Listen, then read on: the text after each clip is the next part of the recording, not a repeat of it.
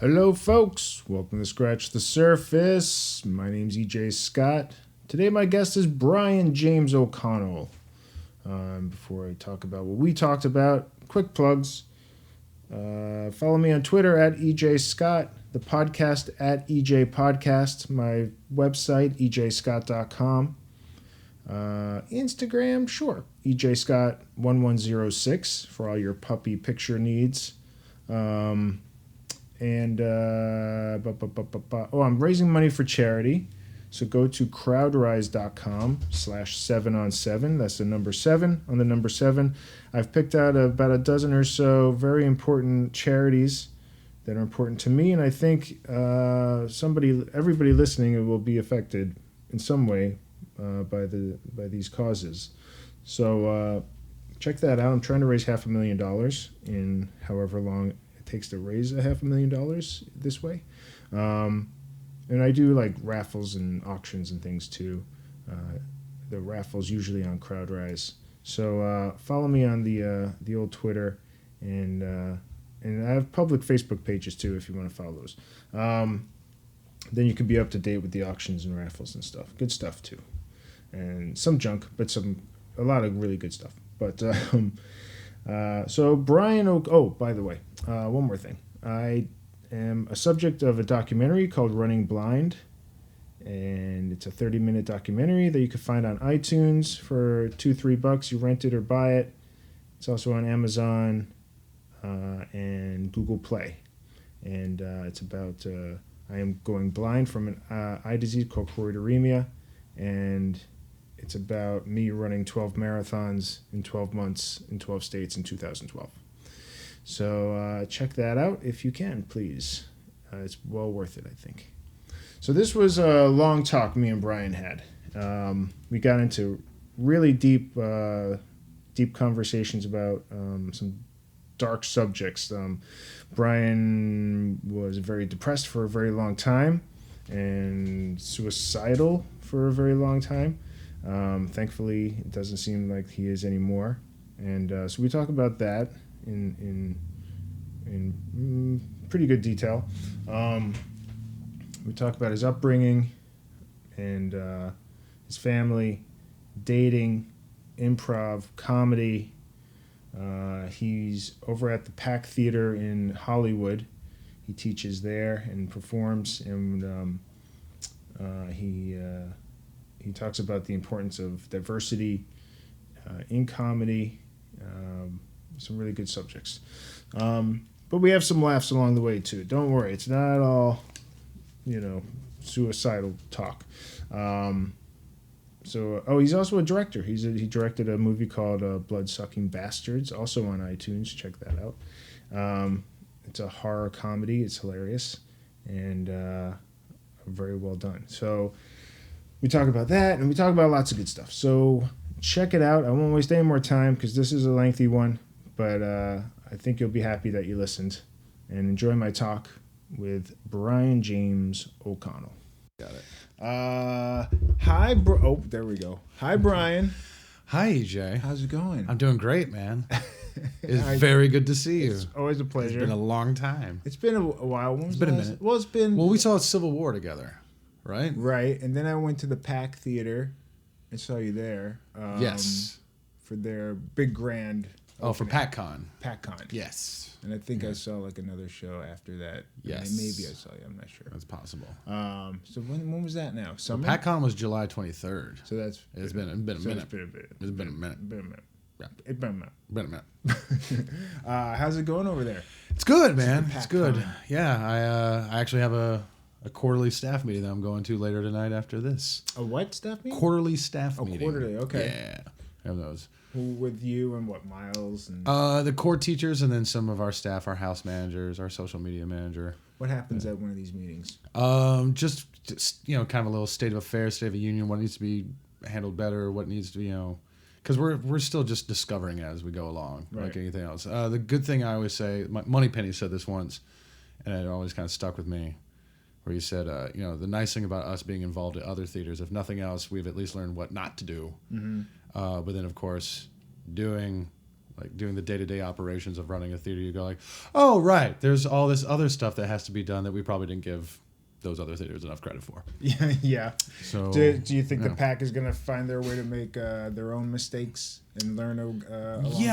I think the only stakes, because our thing is, don't be boring. That's sort of our motto. Mm-hmm. So any mistakes that we're going to make, it's probably going to be from ambition or something just getting too wild and crazy. And we're like, well, we probably should have dialed that back. But fortunately, all of us are pretty level-headed and old hands at all this stuff. So it's never it's very rare that I get pitched anything where I'm like, dude, what are you talking about? What are you trying? There's no way we could possibly ever do that. But there were a couple of times. There's one or two, like some of them are just ambitious for scale. Okay. And I'm usually the one leading the charge on the big ambitious stuff. Like I'm trying to do like the WWE where we have like 4 big tent poles throughout the year, like our WrestleMania, our SummerSlam, and that kind of stuff. But there have been a couple of times where people have pitched me shows, like once or two, where it's just like, this is way too much work for you to do. There's a reason why no one's done this before. Yeah, it sounds great, but like, what is it like? Well, I don't want to say what any of the pitches are because I don't want to sell anybody out. Okay. But there are others where like, initially I'll be like, no way, and then I was like, you know what? If you can pull it off, great, let's try it. Can you beat around the bush and give me an idea of what it is? I'm just curious. Sure. Well, there was one landscape or something. Yeah, there was one that like wanted to bring this, like they wanted to do a show where one section of the show was like bringing this crazy like South American like plant drug that you like boil and do it and it gives you like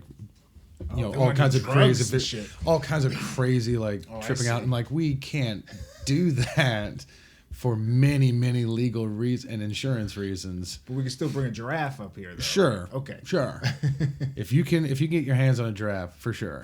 All right, I see what you're saying. That's funny. Because back when I was when UCB opened up Franklin, back over a decade ago now. Like 05, 06, something like that. So about a decade ago. I would go to, and I was just talking to Chris Wataski a couple days ago on the podcast, and talking to him about stuff I saw there. And Paul Rust and Neil Campbell hosted a sketch show. You know those dudes? Mm-hmm. So they hosted... Neil I've met a couple of times, and we probably know each other by sight at this point. Yeah. But like Paul, I think just the name I know. Okay. We're probably familiar with each other. So they were real good friends. They're like best friends. Yes. And they were hosting like a midnight... Oh, is this try new things? Is this the dirtiest sketch in LA? Or? Yes. Yeah.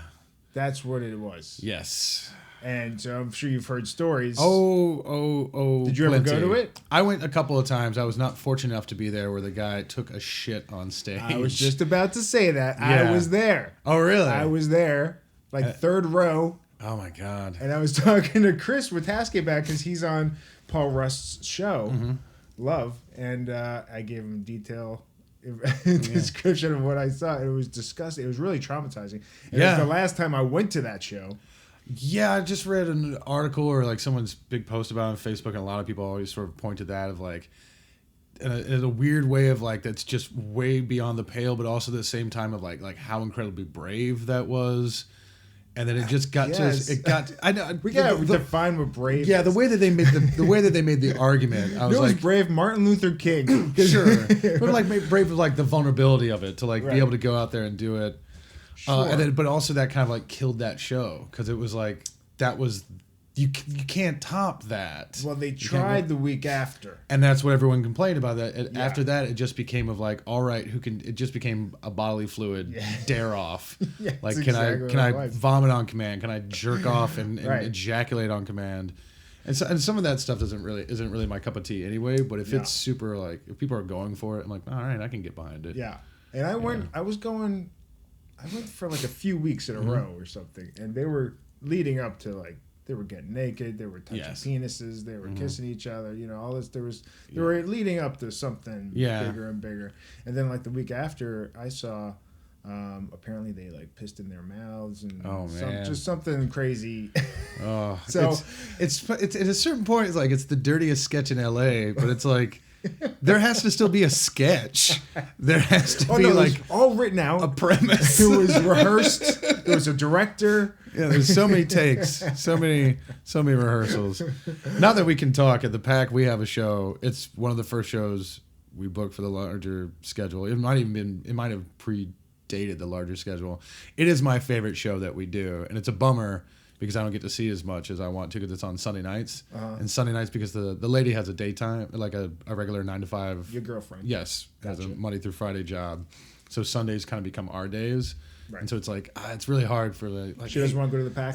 It's not that she doesn't want to go to the Pack. She loves the Pack and Yeah. she's done stuff there. It's just more along the lines of like, hey man, the Pack gets me for 6 days of the week. Yeah. I have to give you one. Yeah. But Speedface is fantastic. That's what it's called, Speedface? Speedface, yes. It's Eric Moneypenny and I believe Cameron Rice's brainchild, and then Nick Gligor and John Palfaro are the hosts.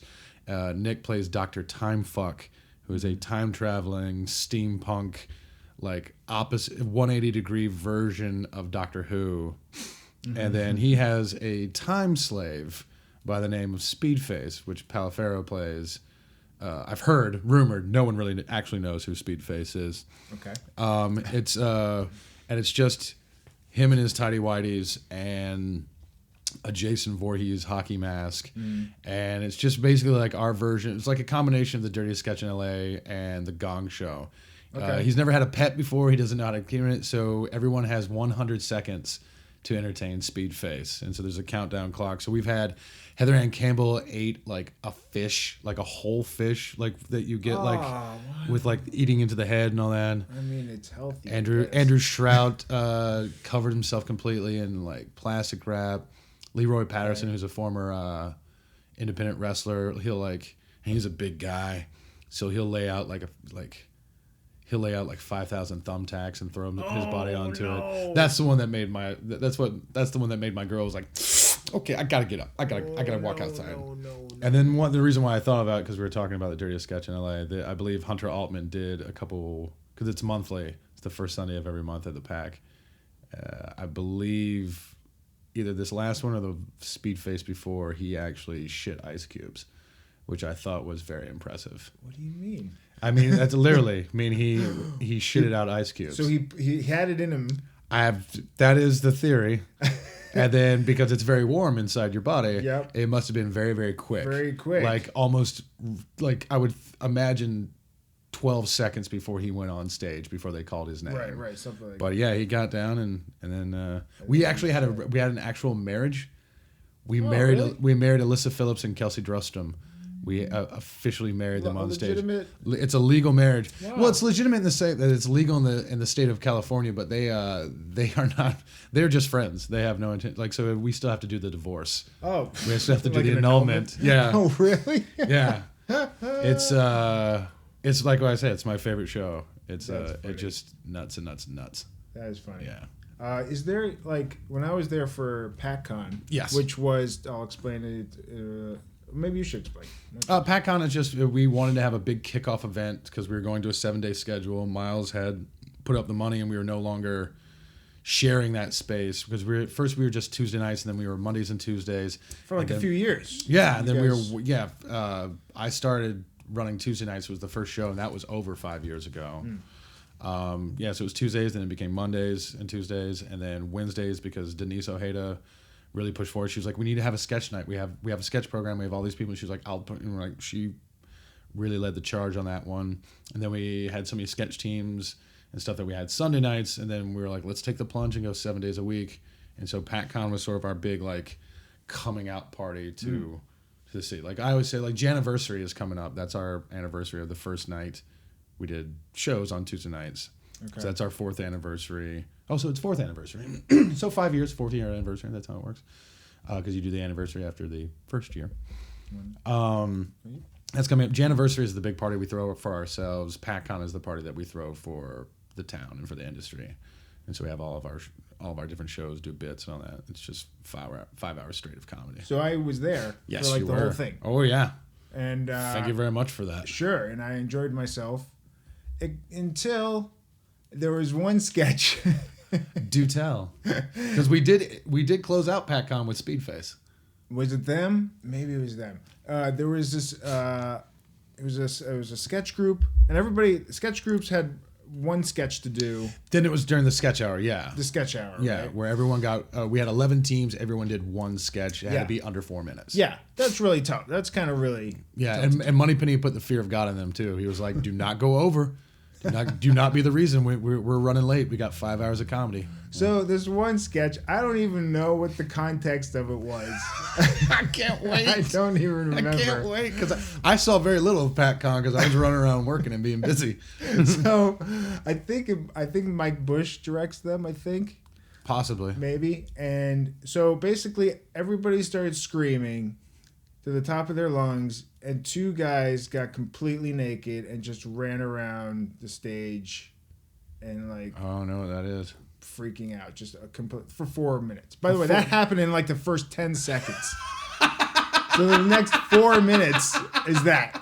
I don't know which sketch team that is, but I don't remember either. I'm sure whoever listens to this when it comes out, they'll tell us. But I have to imagine that Ben Parks is involved in some Maybe somehow. I saw two dicks Because that dude is a maniac, running around the stage, literally and figuratively. Yeah, two dicks. Yeah.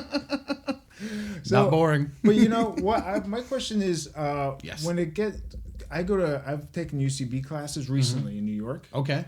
And you're just in New York. You're like, hey, while I'm here, I'm here, yeah. So I finished up 401. Oh, great. In New York, and I took a first level at Magnet. Yeah. It's, I think Hertzman and somebody else. Yeah, Armando and Hertzman co-founded that.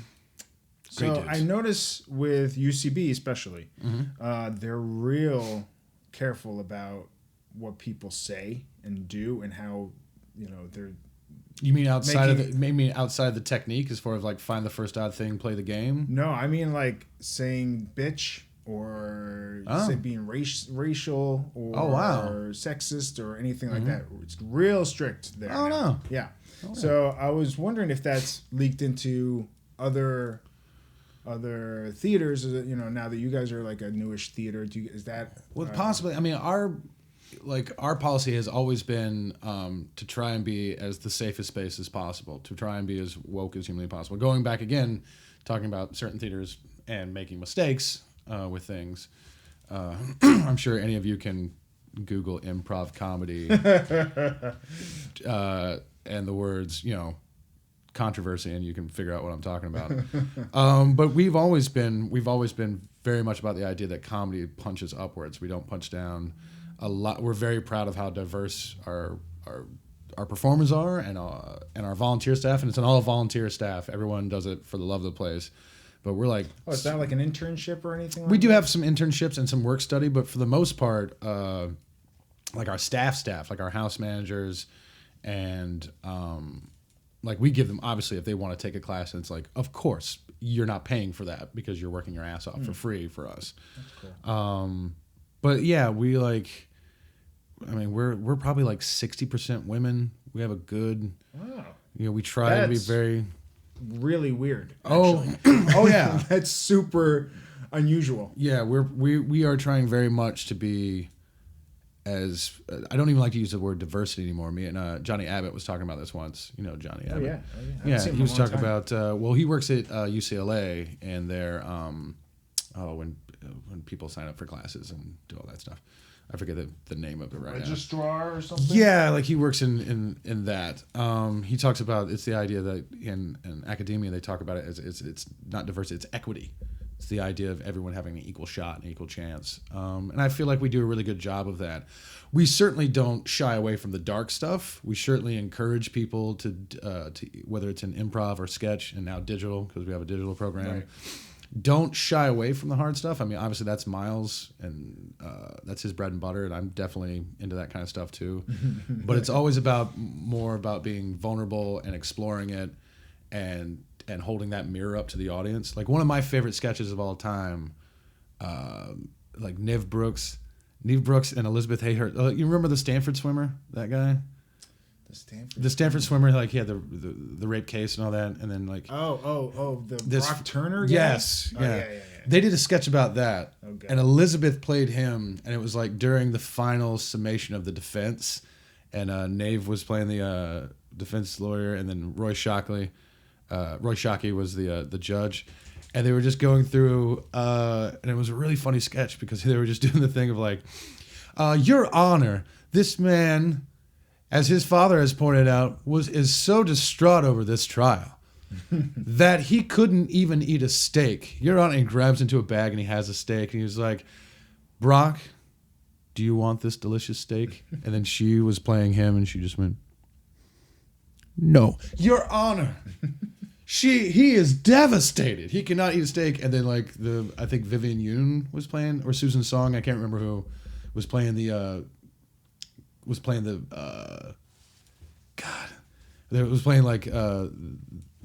the victim. She was like, I can't believe they're like, you shut your mouth. You can't eat a steak. Can't eat a steak.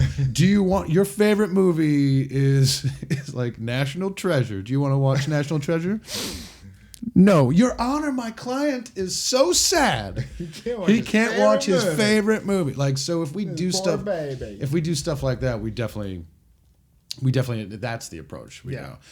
Those guys are gonna kill me for not being able to remember the name of the sketch team that did that. Yeah, if you think of it, it will come. It will come. That's cool. That's the kind of approach we I take. feel the very little interaction I've had at the PAC to me feels annoyancy. I don't know if, how much interaction you've had with the annoyance. I've heard people say that before. I've also heard people say it kind of has the same vibe as when UCB first started out in Los Angeles. It has that vibe of like, yeah, they're trying new things and anything goes, and that's where all the passion is. I've also heard us, my friends from Austin or New Orleans who do stuff at the New Movement, which Chris and Tammy, I'm friends with those guys. All the people in New Orleans, the Hideout, Cold Town, they're all great. But I have had some people who have moved out here from Austin, New Orleans, who are New Movement people, and they're like, yeah, this kind of feels like the New Movement. It's kind of got that vibe. And I was like, oh, cool, thanks. I enjoy those people and like their work, so that is helpful. I do still like theaters and still pushing envelopes. We don't have to see somebody take a shit on stage every night. Yeah. Well, in fairness too, like that's the easiest stuff to write about. It's the easiest stuff to take photos and animated GIFs and put that. People are like, but also recently we've been doing a lot of stuff of like doubling down on like the work. Like there's a new show now that Mary Osborne came up with and is the showrunner and producer. And it's called Range.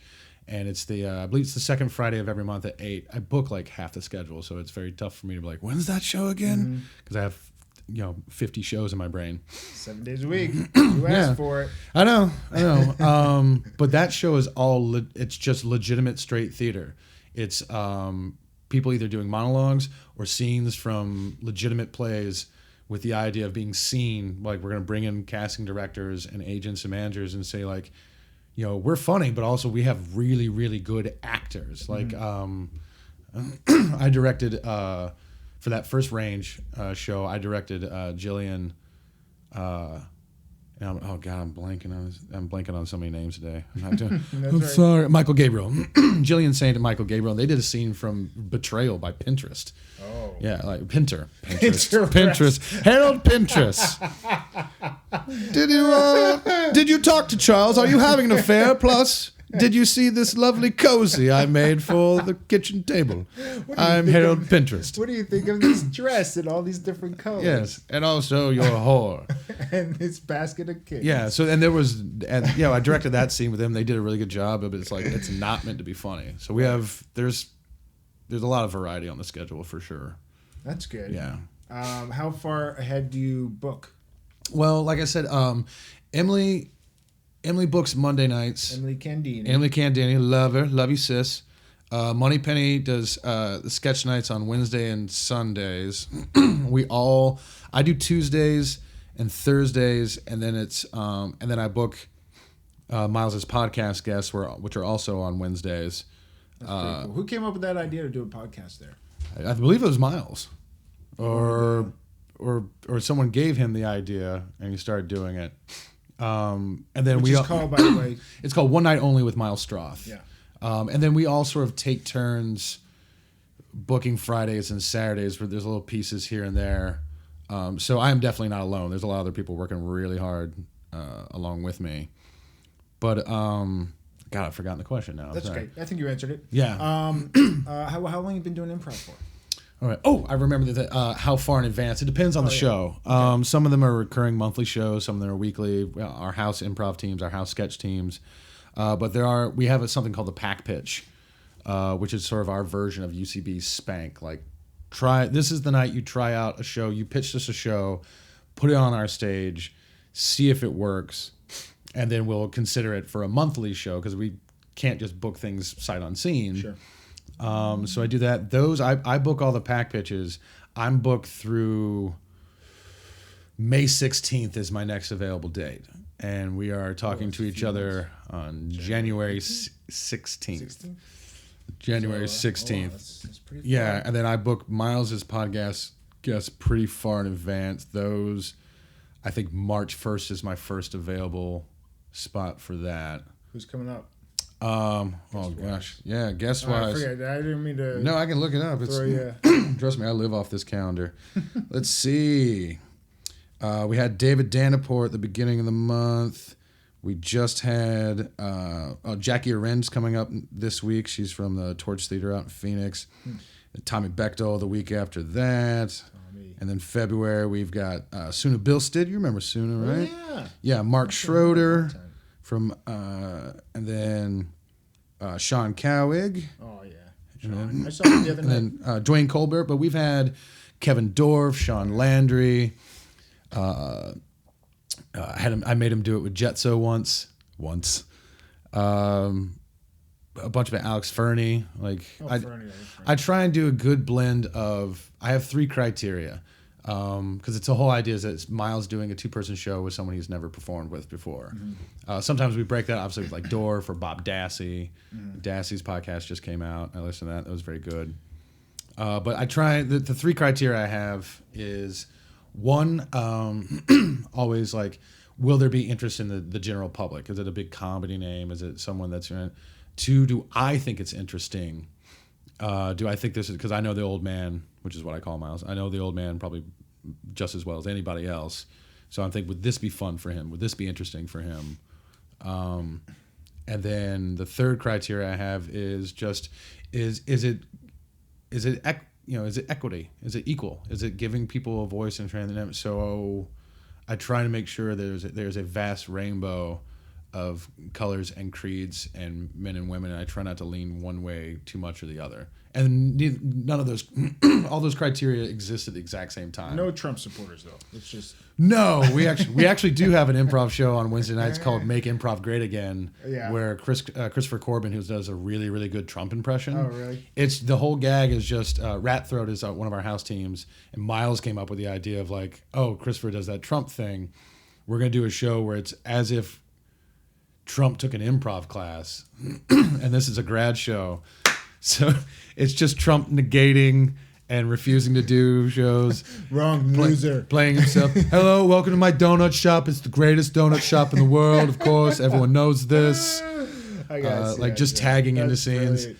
Yeah, they've been workshopping it for about a month or so now, and they're just starting to get that nice combination, that nice balance. It reminds me of a show in Chicago called Pimpprov. Yep. Oh, yeah. I've seen Pimp. Yeah, it's all those guys who just guys pretend to be pimps who took... we took a class at the Second City called the Players Workshop. It wasn't what we thought it would be. But now we think we can do this improv thing, and so... Look at my stage work. Yeah, it's like, knock, knock, knock. It's the milkman, motherfucker. I brought the milk. They're so funny. So it's, they're getting to that place, but it's good. I mean, his Trump is amazing. So where are you from originally? I was born and raised in High Point, North Carolina, but my entire family is from... My dad's side of the family is from the south side of Chicago. They all live on the north side now. My mom's side of the family is from Ottawa, Illinois, which is about 90 minutes outside. It's like all farm country. So they met in Illinois? Yeah, my mom met my dad on the north side. They met at Yaxie's, right there in Wrigley. It's a famous basement bar and traditional Irish Catholic way. My mom met my dad and my grandmother on the same night because they were in the same bar drinking. No. Oh yeah. The first song my parents ever danced to was "Spinning Wheel" by Earth, Wind and Fire. which is great. Classic. It's music, but also you have to remember there's a section in not Earth, Wind, and Fire. Oh my God, Blood, Sweat, and Tears. Oh, Jeff Hawkins would have my ass for that. There's a section in Spinning Wheel. It's like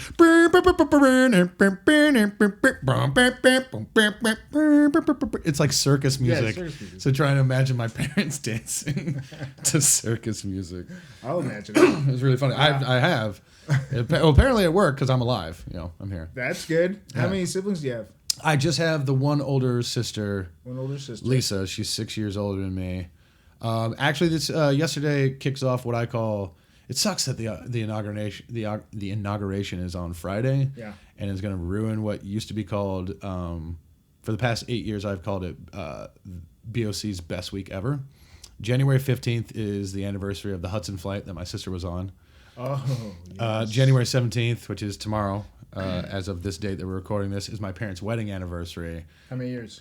47. 46, 47. Yeah, 47. And then January 19th is the anniversary of the first ever improv show I saw at I.O. Oh, what was it? It was Tiger Pants. Tiger Pants. Tiger Pants. Classic Tiger Classic Pants. Tiger Brett Pants. Pearson's. When I saw it was Right. Brett Pearson's, Maybe Rebecca Brown, Zarnecki now, Jason Axon, Thomas Fowler. Thomas Fowler. I don't think Fowler was on at that point. Okay. Dickerson. Dickerson, yeah, and then Hallie Cohen. All right.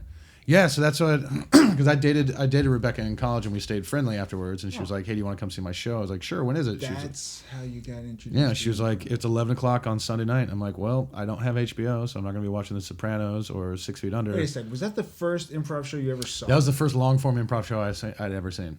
And what year was that? That was Early January 2000s? 19th of 2003. And then I saw it. They just and that night they just happened to have the greatest show they had ever had. And I sat up in the balcony. I was like, I want to do. Oh, Carboni was on it as well. I still remember sections from that. Like she was. Rebecca played her Chinese character. There was someone had invented a kite that you could put a kid in, but and then it became like all the rage. But then of course if you let go of a kite, it goes off. So at one point they're having a picnic in the park, and you see Carboni just cross by in the background and goes, "Timmy!" He's like trying to grab this kite. Pearson, I think, did his thing where he juggled and then went down on the ground and was juggling with his hands and his feet, doing space work. And I immediately after that show ran downstairs to the box office person. I was like, I have to do this. I hear there's a school. What? How? And they're like, oh, you just missed sign up for classes. It's we're 2 weeks in. And then so March 1st, 2003. I called the office the next day at noon because that's when they told me to open, and I signed up for level 1. And March 1st, 2003 was my first class, and I did my last graduate show with a lot of the people that ended up being on the Happy Time Rainbow Bunny Squad. I did my last graduate show on the Sunday that Return of the King swept the Oscars. That's how I can remember. That's funny. Yeah. Well, I started just a few months after you did. That is correct. Yeah. How funny. We were right behind it. Yeah. So were you acting up until that point? No, actually, I wasn't doing really much of anything because I moved out here in 2000. August 28th of 2000, I moved out here to sort of start my career and all that. But my fiance was already out here at the time. Same woman? What do you mean, same woman? Same girl from Tiger Pants? Tiger Pants. No. We broke up so I could date this horrible woman. Yeah, I got here at August 28th of 2000, and then she left me on Halloween an hour before I had to be at work, and I just kind of went into a tailspin. I was really depressed and didn't want to see any of my friends from film school that had moved out here as well. So for a good 3 years, I kind of just kicked around and ran a pool hall, Hollywood Billiards. I know. I was been there manager there, times. bartending there. I ran some games on the side after hours. I was making good money. I didn't hear that. Yeah, and it's completely unprovable. So I'll say that I was just exaggerating. It was hyperbolic. And then eventually I was trying to do stuff, and I think it was my friend at the time who also sort of hip pocketed me as as a manager because she was working for Messina Baker at the time. I think she's the one. She was like, you have to expand your circle of friends. She was like, it's great to have your film school friends and also, but she's like, if you want to make movies, if you want to be in movies, you got to go do something. And so it was sort of perfect timing when I.O. came into my life. I didn't really had anything. And then that's where I found all my friends. That's where I the wonderful woman that I'm dating now. Oh, you met her Dr. there? God, yeah, I met her there. She made me break my cardinal rule. She was a student. Oh, Yeah, Brian. never did it. Brian. I've had others. Well, it's what's that thing that psychiatrists call it? It's like not transformation, but like it's transference. Like because I taught level 1 and level 2 for a long time, so it's like you're hearing all this great stuff, and I'm telling you all this great stuff about yourself and about how funny you are, and that that you're irreplaceable in this art form. And so it'd be like, oh man, I feel really good about myself because of this art form. It must be because I'm in love with you. And it's like, no. So I had a couple ask me out, and I'd always say, I'm like, I have a hard and fast policy. I do not date students. When you graduate from the program, and if you still feel that way about me, hit me up. And no one ever did. And then then I was like, hey, and at that point too, I had just gotten out of a long-term relationship. And so I was like, yeah, excuse me. And I wasn't her teacher anymore. And then after a while, and she was working box office, she was an intern there. And after a while, I was like, this isn't a 23-year-old actress that just moved here and that I'd be taking advantage of. This is a grown woman with a law degree. Who you'd be taking advantage of? That I'd be totally taking advantage of. And I went, yeah, you know what? And then the world blew up over at IO. Yeah, right. And thankfully we're like, because after that it was like absolutely not any relationships are grandfathered in. This time moving forward, if you're a teacher there and you're ever a student there, the two of you can, if you want to date that person, you have to quit. Right. You have to quit taking classes or quit teaching. And we're being vague, but there was some sexual harassment stuff that went on over there. Oh, yeah. At IO. Woof. Again, easy to Google. Yep. Feel free. I don't want to go through it. That was a real dark. I bet. I will say it hit me so hard. When I try to explain to people, I'm like, the only way that could have been worse for me is if it had been Miles. That's the only way that could have been worse for me. That broke my heart. Yeah. That really broke my heart. Yeah. Yeah. So, okay. So, you've dated improvisers before. Yes. Yes, I have. One or two. I would say, let's see. Since 2003. Yeah. That's like 3. Yeah. Including the current one. Yeah. Only made the mistake once. You get like, anyone's listening to this, don't date anyone on your team. Just don't do it. Just don't date anyone on your team. Don't do it. No, actually, take that back. 4. Yeah, I think I count at least 3 in my head. Yeah, 4. I don't date anyone on your team, and I had and I've dated someone that was on a team that I coached twice. The first time we were already dating, and then she asked, like, I was like, "Come, I'm putting together this team. Come coach us." And I'm like, "Are you sure? Do you want to take notes for me and then like have us?" Because we were living together. Right. I was like, "Hey, you want to do it?" She's like, "Yeah, of course we do." Or we weren't living together at the time, but it was just more of like, is it gonna bleed over? And of course, because she's an amazing adult, mature woman, that was never a problem. Okay. Right. All right. Yeah. Because I mean, I never really dated in the theater. It just never happened. I probably would have. Yeah. I wasn't you hit the dating website jackpot. You and Dave Holmes and Ben Wise, you and your lovely woman. And then Dave Holmes and Ben Wise, like, those are the two I always go, I'm like, oh, it is possible to find true love through a dating website. Absolutely. Is that how Dave and Ben met? Oh, yeah. I think they met through like Yahoo Personals or something like that. Okay. Yeah. Those your two relationships are the ones where I'm like, God, yeah, it is absolutely possible. Like you swung and just knocked it. Like it's somewhere on Waverly. It's huge home run. Well done. Thank you. 9 years now. I know. That's crazy. That's you helping Ashley and I move into our place because I was in North Carolina doing a movie, and you had a bunch of history of like working for moving stuff and like that. Our payback for it is that we bought you dinner, and you're like, "Oh, can I bring this girl that I'm seeing?" That's right. And we all the 4 of us went out and had dinner together. And she left to go to the bathroom, and me and Ashley were like, "She is amazing. This is great. I couldn't high five you enough." I totally forgot about that. Yeah. That's right. That was like in the first month or 2 easily. That we were dating. Yeah, like I think she still at. She went to USC, correct? USC, but I met her after she had graduated. She had yeah. But before I moved to Chicago.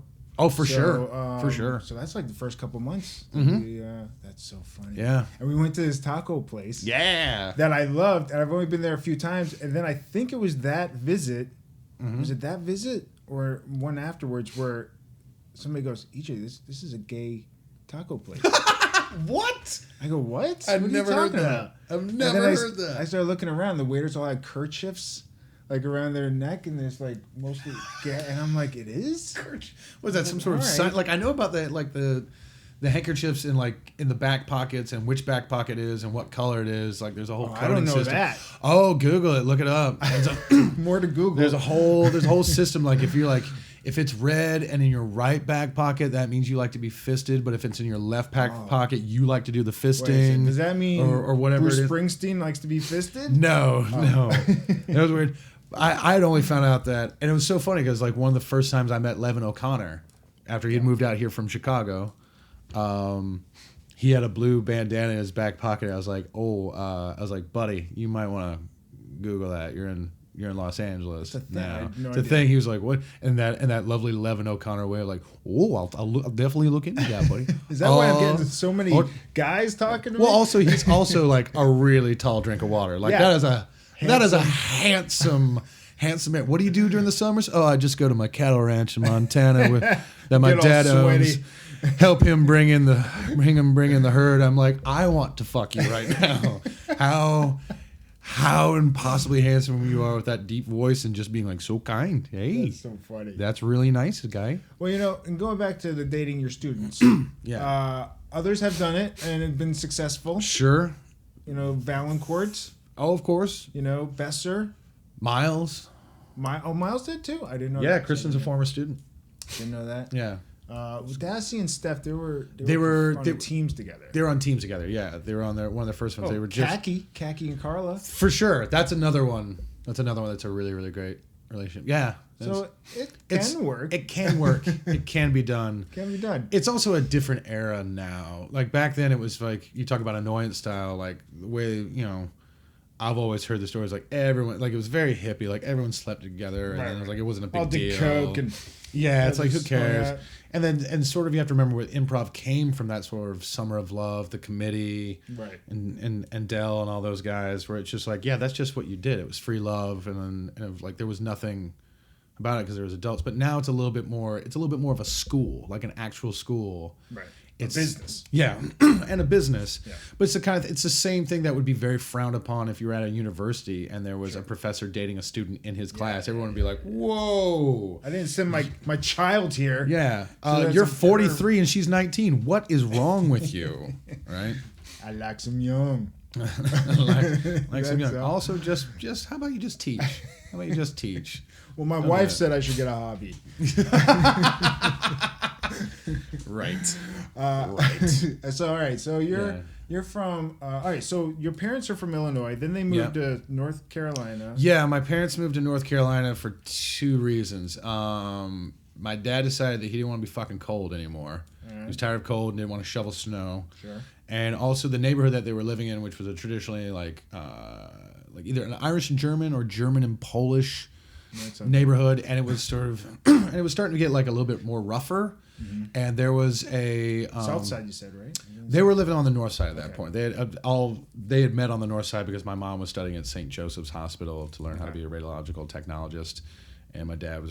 Some of the others were living on that side, and then I believe that there was a shootout, and then a 4-year-old girl in a stroller got caught in the crossfire. I don't know if she got hurt or died or if it was just kind of like a scary thing, but She took it like a champ. yeah, that was in the paper, and then my parents were like, "That's it, we can't," and because my sister at the time was like 3, it was like a similar age, and so my grandparents, my grandmother was working for a company that had offices in North Carolina, in Winston. They were moving down there, and my grandfather was retired. He worked for Yellow Cab for 30 years in Chicago. Big Jim O'Connell. And so my dad was like, "Hey, do you want to, let's go and see if this is something." And they kind of looked around that area, and they realized how much cheaper everything was. Like they could have like a house. Sure. And since my mom worked and did that, and my dad worked by, like he worked for Keebler, like stocking, shelves and stuff like that, like driving the trucks and all that. And so they could figure out doing that. So they moved down there in Greensboro originally, and then High Point. So it's known as the Piedmont Triad, which is High Point, Greensboro, and Winston-Salem. I am pure Piedmont Triad. I was born in Greensboro Hospital. I grew up in High Point, and I went to school in Winston-Salem. What was it like growing up there? Great. It's God's country. No one reps North Carolina, specifically High Point, furniture capital of the world. Harder than me. So it has been devastating over these last couple of years to see what those fucknuts have done to my beautiful state. What do you mean? Well, all the gerrymandering and Like political stuff. McCory, all that, the garbage that they're doing. It's so bad. Like we're going to have a special session this year because the federal courts came in and said that no, this is absolutely racist. The only reason they did it to the point where it's like now people. When that came across and they said, yeah, you have to redraw these lines, that means that people had been voted to the state Senate and the state Congress and the state House weren't like they woke up that morning not even living in the district that they represented because that's how fucked up and wrong it was. Right. And then how they ruined the film industry there. Like I could go on and on. We'd have to have a separate 90-minute podcast. Okay. But I loved growing up there. And It's got to get along. What's that? You and your sister get along? It's tough because we were 6 years apart, and I was a real screwed up kid. Really? So it's hard for a 10-year-old and a 16-year-old to have anything in common. But once I got to be like 16, 17, 18, then she's like, an 18-year-old and a 24-year-old can get along and like have something to talk about it.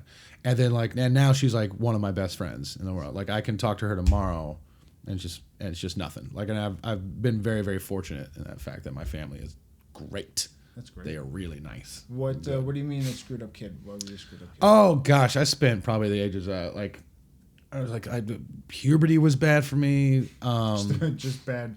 Well, the thing is that I was very, very emotionally advanced for my age, and I don't mean that as like a brag because it is not a brag. Mm-hmm. When you're 13, and I always said that I was like 10 years older emotionally than everybody else. So when I'm 13. And you're dating in junior high or whatever like that, and you break up, I would take it as if I was 23 and this was the woman I was supposed to marry. So I'm like, I didn't fit anywhere in that world, and I grew up in a traditionally like a majority black neighborhood until I was about 9, like 1985, I think is when we moved to a different neighborhood. So like and so then moving into a nicer neighborhood and then going to a different school and then like it was always I always felt like not right in there, and also sort of just mentally really screwed up. Like I always make the joke, but it's not a joke, that from the ages of 13 to 24, I thought about killing myself every day of my life. Like the best acting you ever saw me do was one of those days. Why? Well, specific reason? Yeah, just hating myself, and then also just like my body being just in my brain we're not being in cahoots together, and so they were like sort of war against each other, and just like overly emotional. And not like there wasn't an incident that happened. It was just how you. No. I mean, there's other stuff, but like if my parents listen to this, I don't want to go too far into it. Okay. I think it's also to, like, here's I can point to it specifically. I was 10 years old. I had a terrible nightmare, and I remember waking up and like doing like in a movie, like the pop up, right. And it was like, and I had this really crystal clear thought, like I just knew it. I absolutely knew it that I was gonna die before I was 30, and I was gonna die alone. Oh my God. I didn't cry. I didn't call out for my mother. Yeah, right. I didn't cry. I didn't call out for my mother, and that's when I was like, oh God, 10-year-olds don't have these thoughts. I literally thought that, and right after I went, 10-year-olds aren't aware that 10-year-olds aren't supposed to have that thought, and that's when I cried because I knew I had literally no one and nothing to relate to. I couldn't go to any of my friends in 5th grade and say that to them. I couldn't go to my parents because I would feel that they would like that they would think it was their fault. It was really, really rough, and it was only like when I started getting like junior high and all that, it was just like I was a real cocksucker for a long time because I just hated myself. So if like, and if I shit on everyone else, then do it. Were you a bully? Did you pick on people, beat people? No, God, no, like If anything, the comedy and like trying desperately to want to be loved and accepted and feel like, oh, if today I have value. So like I played sports and I was popular and I was on the student council. But I also was like a nerd and like hung out with my nerdy friends and made like little movies with each other. Like for a book report, we were always like, can we do a video? And doing that. I was in like the National Forensic League, which was, debate. So I was able to move, and then I dated a lot of African American women because that's who I'm predominantly attracted to, because I always think of because where I grew up and all that.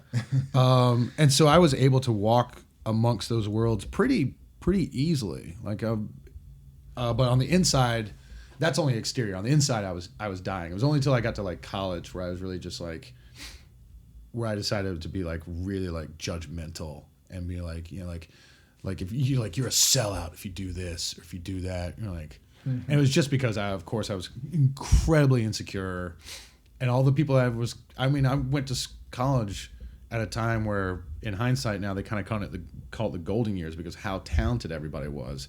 And those were guys that like knew that they wanted to be a filmmaker until they were 4. I didn't really think about it until I was 16. I just went to film school because I was in bands, I was a musician, and I liked to write and read, and I like to watch a lot of like weird B movies and stuff. So I was like, well, that kind of combines all the stuff that I like. I guess I'll do that. And then getting there and seeing people that like had made these epic films when they were like 12, and I was just like, I got nothing. Like, I'm a fraud. Everyone can tell. Everyone can tell.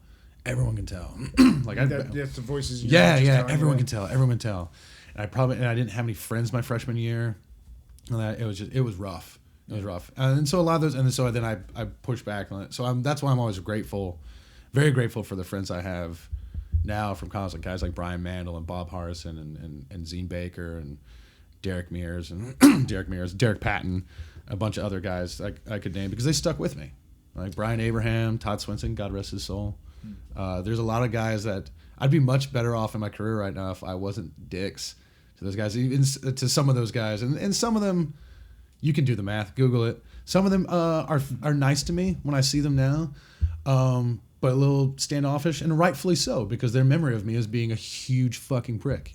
If you had met me when I was 21, you would have hated me. You would have not liked me at all. We would have not been friends. So that's interesting because, like, growing up, it sounded like you had these extracurricular activities. Yeah, and great parents. They were supportive all the time. I wanted for nothing. It was all mental. Your sister was probably out of the house by then. College. Yeah, I mean, Like so like, when I'm in junior high, she's in college for sure. And you were dating. You had girlfriends. Yeah. So you got, that's nice. Yeah. So you had some stuff going on. So it's interesting that you were like. Yeah, but that's not what you see in the mirror. Yeah. That's not what you see in the mirror at all. So that's why I got real big into music. I never practiced my scales. I wrote songs. I probably wrote, like they say, like when you're in junior high and high school, those guys get really good at playing guitar because you have the luxury of 6 to 8 hours a day of running scales and getting really good at being able to solo and all that. I wrote songs. I probably had, before I actually started getting to bands, like in 16, I started playing guitar at like 13. Between 13 and 16, when I joined my first band, I probably wrote 200 songs. Oh, wow. You still have them? Some of them I do. Some of them are lost forever. But I didn't hold on to the actual, like, to the notebook that I wrote them down, all that. Did you play guitar or anything? I played guitar. I sang lead in bands, and then I probably wrote like 85% of the material. Like, I still do that now. I have probably like 3 records worth of material ready to go. There's not a 40-hour day yet. Right. Yeah, if there was 40 hours in the day. Yeah. I have a whole rap album ready to go. That's how much I write. Yeah, I know. I know a lot of people do. I need that. I'm decent. I have a decent flow. All right. But I don't put as much into it as I used to. So when did you start feeling better? Did you ever go to therapy? Did you ever think about it? My parents sent me to therapy when I was 11 once, and I hated it. I hated the feel of it. I hated the concept of it, again, because I'm also too smart for my good. Like, for my own good. Someone, when I was 8, when I was in the 2nd grade, going to Immaculate Heart of Mary, there was a teacher. I can never remember her name because her last name, because her name was Miss Lisa. She was one of those, like, hey, call me by my first name. And she was one of the few lay teachers at this Catholic school that was taught by nuns because she taught the advanced placement program, which was basically just the basement with a bunch of computers and weird stuff. And you're like, hey, be creative. And my sister was on the girls' basketball team. My dad was always the manager of the girls' basketball team. We always went on the basketball tournaments. And she also, this Miss Lisa, worked with them as well. So when we were having like lunch or dinner, I think it was like lunch, and she was sitting at the table, and she was just kind of like she was having a conversation with me because it was kind of the first time. She was like, so you're Lisa's younger brother? I'm like, yeah, I'm Brian. And then just from having that conversation with me, I think later on she reached out to my dad and my mom and said, I think your son is gifted. I think you should have him tested. I would love, if I could, to give him an intelligence test or like whatever the IQ test or whatever they were using, whatever they were using in 1983 to sort of figure out those things. Yeah. 82, 83. And then I took it. I was like, I just got pulled out of class and by Miss Lisa. And she was like, you want to come down? He was like, I want you to take this test. I'm like, all right, okay. Because I like taking tests. I never studied in school. I hated to be told. I sucked at math. I was terrible at math. I was depressed and suicidal for a couple of years in high school because I didn't have any of the stuff you had. I apologize that I did not enjoy it. Bitch. I did not enjoy it. You probably would have loved it. I did not enjoy it. Yeah. So I took that test and apparently just off the charts.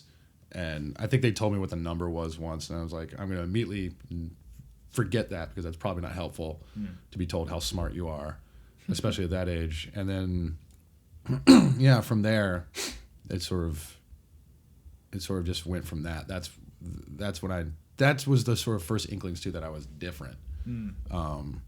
Yeah, this is not bragging in the slightest. But did you always feel different, just like in your environment, and did you feel different in your home too? I felt that there was just something like not in the home. No, like I said, very loving home. My parents were very supportive. They still are very supportive. They could not be more proud of me. But you can still feel different from them. For sure. I just kind of like, again, that dream of waking up from that dream and sort of and just knowing it and that really. That threw me for a look. Yeah, I'm the chosen one for nothing. Chosen for nothing. Chosen for nothing. So I make the joke now. I'm like, hey man, I'm playing with house money. I didn't think I was gonna make it past 30. This is great. It's also why I'm known on improv for I have no fucks left to give. There's no heckle you can do to me in an improv show that I haven't said worse about myself. Right. So you felt like that for about a decade. Yeah, I'd say about that. So what made me stop is when the fiance left me, and I remember sitting on that chair, sitting on the bed, and she's gone, and I'm just there. I'm trying to process it, and so I just went, you know what? If you're not gonna do it now, you're never gonna do it. If you're not gonna kill yourself now, you're never gonna do it. You're in a strange land, estranged from all your friends, embarrassed, humiliated. All the I won't even go into the long laundry list of things that she did to me and fucked with my psyche. You know that How long were you together? Oh God, she was my best friend since the 8th grade. We eventually started getting together right around in college. Right, I broke up with Rebecca to be with her. So sorry, Rebecca. Oh, terrible decision. And then you went back to Rebecca? No, we just stayed friends after that. Oh, she had friends. I see. Because she's an amazing woman who decided to forgive me, and then say let bygones be bygones. I just talked to her on the phone the other day because we were just getting caught up. So, so in that moment, sitting in that room, where this tiny ass room in a house where I had to keep the cat in my room, in the litter box in the closet because one of the roommates was quote unquote allergic to cats, even though he was engaged to a woman that had 2 cats. And I'm like, you stay over there just fine. And I know she's not getting rid of the cats when you guys get married. Maybe you're just an asshole. And so just standing there in the dark, having to go to work, I was like, well, if I'm not going to kill myself today, it's never going to happen. So I just kind of went, all right, well, this is what my life is now. My life is. What I was wondering about, in those 10 years, why didn't it happen? Or did you try ever? Oh yeah, you did. Several times, yeah. But it was always one thing that pulled me back, or one thing. Mostly too, because when I was in high school, a friend of mine, Brian Smart, killed himself. He shot himself in the chest with a shotgun. Jesus. And he did it in the closet, and his younger brother found him. His brother was like 1 or 2 years younger than him, which of course, if you have brothers in that kind of age, like that guy's your god, right. you know, and I fucked that kid forever. I just couldn't actually, quote unquote, pull the trigger because I just couldn't do that to my mom. I couldn't. I could not do that to my mother. It would have devastated her. She would have blamed herself for forever. Do you know why the other Brian did that? Did you know him pretty well, or? I knew him very well. He was part of our crew, and it came out of the blue. It was nowhere. And of course, he was hiding it too. Oh, for sure. And it's only in hindsight where it's just like, oh man, even me, who's hiding it so well, doesn't recognize it in other dudes as well. That's why I'm also very open about talking about it, especially on stage, especially when I coach, especially when I teach, because the law of averages says that at least one person out there is feeling the same thing. Yeah. And if I can be a light or a beacon or say like, hey, it does get better. There is an end to this. There's an out. And usually those people seek me out. And they don't have to say it. They come in like, hey, I just wanted to say that I really enjoyed your show. I was like, cool, thanks. What's your name? Like, oh, I'm Charlotte. Oh, I'm Brian. You want to drink, Charlotte? You want to hang out? Right? And that's usually all it takes. And they never bring it up in the first 15 to 20 minutes. And then eventually just like, I'm going to take off. Like, okay, cool. Like, I just want to say again how much I enjoy the show. And then we usually talk for about 5-10 minutes of like, when was your first time? When did you try? When did you know? Right. And then we just go there. And then usually there's some light tears. Right. And we sort of, because we're like probably standing in the bar at IO or outside as they're waiting on their car or whatever like that. And then I do that. Or if I'm at workshops when I travel around and it comes up, and I'll just be very open about it, I'll end up talking to some of them. And if I can, it's not like I'm saving their life or anything. I don't feel like I'm this, certainly not on Martin Luther King Day. I'm going to be like, oh, no, do this. But if I bought them that day, if I at least got them to wake up the next morning and maybe give it another go, then I've done my job. Yeah. That's how I pay it back. Did you have anybody like that for yourself? No. I got very lucky that therapy didn't work for me because I hated the idea of being with a stranger who could possibly tell me what it is. Basically, yeah, I went that one time, and basically if I just behaved, my parents wouldn't make me go again. So it was just another another facade, another layer, because I just didn't want to go there again. I found improv. When I say that improv saved my life, I truly mean that. It's the first thing because I had done bands and and been creative in all kinds of different ways and went to film school and made stuff and all that. But improv was the very first thing that ever said to me that I was enough, that it was okay for me to be me, that I didn't have to do anything else, I didn't have to prove anything, and just by walking in the door, I had done 95% of the hard work, and then I was in. And then meeting the old man 6-8 months later, I was like, that's it. Nice. That whatever that guy's selling, I'm buying. In his class, I guess you took him as a teacher? Level 5. Actually, I was on a team called Not on the First Date, and we were doing the cage match. Back in the day, the cage match, if you won 10 in a row, you got retired. And at that point, like only 3 teams had ever been retired. I think like Girl Team Balls, they had like Angela Kinsey and all those guys on it. And then, who was it? It was Kate Purdy. Had heard that a bunch of level 4 kids were going for win number 10, and she was like, that's bullshit, no way. And so she put together a murderer's row, like a super team. Yeah. And Miles was on it, and the place is packed. We had to stay in the green room and listen to the show because we couldn't even watch it. And we heard Miles on stage, because he's a fucking genius, directing and taking but not in the obvious way, the way that you see like Khaki do it, where he'll just put a show on his shoulders and just very subtly like a ninja move everything around, and they're getting huge laughs and they're just crushing. He just took all these disparate people that kind of knew each other but didn't, and just made this great show. And then we went out and we did a great show, but of course it's a free show. But they had started for the first time ever giving out tickets at 7:00 instead of 10:00, because it was usually just a walk up. You walked up, you got your tickets, and you go because it's a free show. So they were sold out before any of our friends could get seats. I think we had like a quarter of the crowd was ours, and we knew we were fucked, and we lost.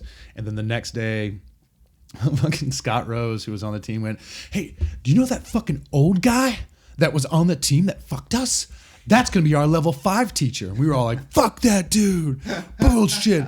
But we all like made a pact together. Like, all right, we're gonna show up to the first class, right? But if anything untoward happens, we're fucking out, and we're gonna go and then within the first 5 minutes, I was like, shut up and take all my money. I was like, oh, you're a genius. I love you. you. What was it about Miles that connected you so quickly? I think just the idea that there was, and he was definitely mellowed in his old age. So anyone who's like afraid of him now, I was like, you have no idea. You have no idea. Oh, I was super intimidated by him. Oh yeah, and he was the guy. He's the war chief, man.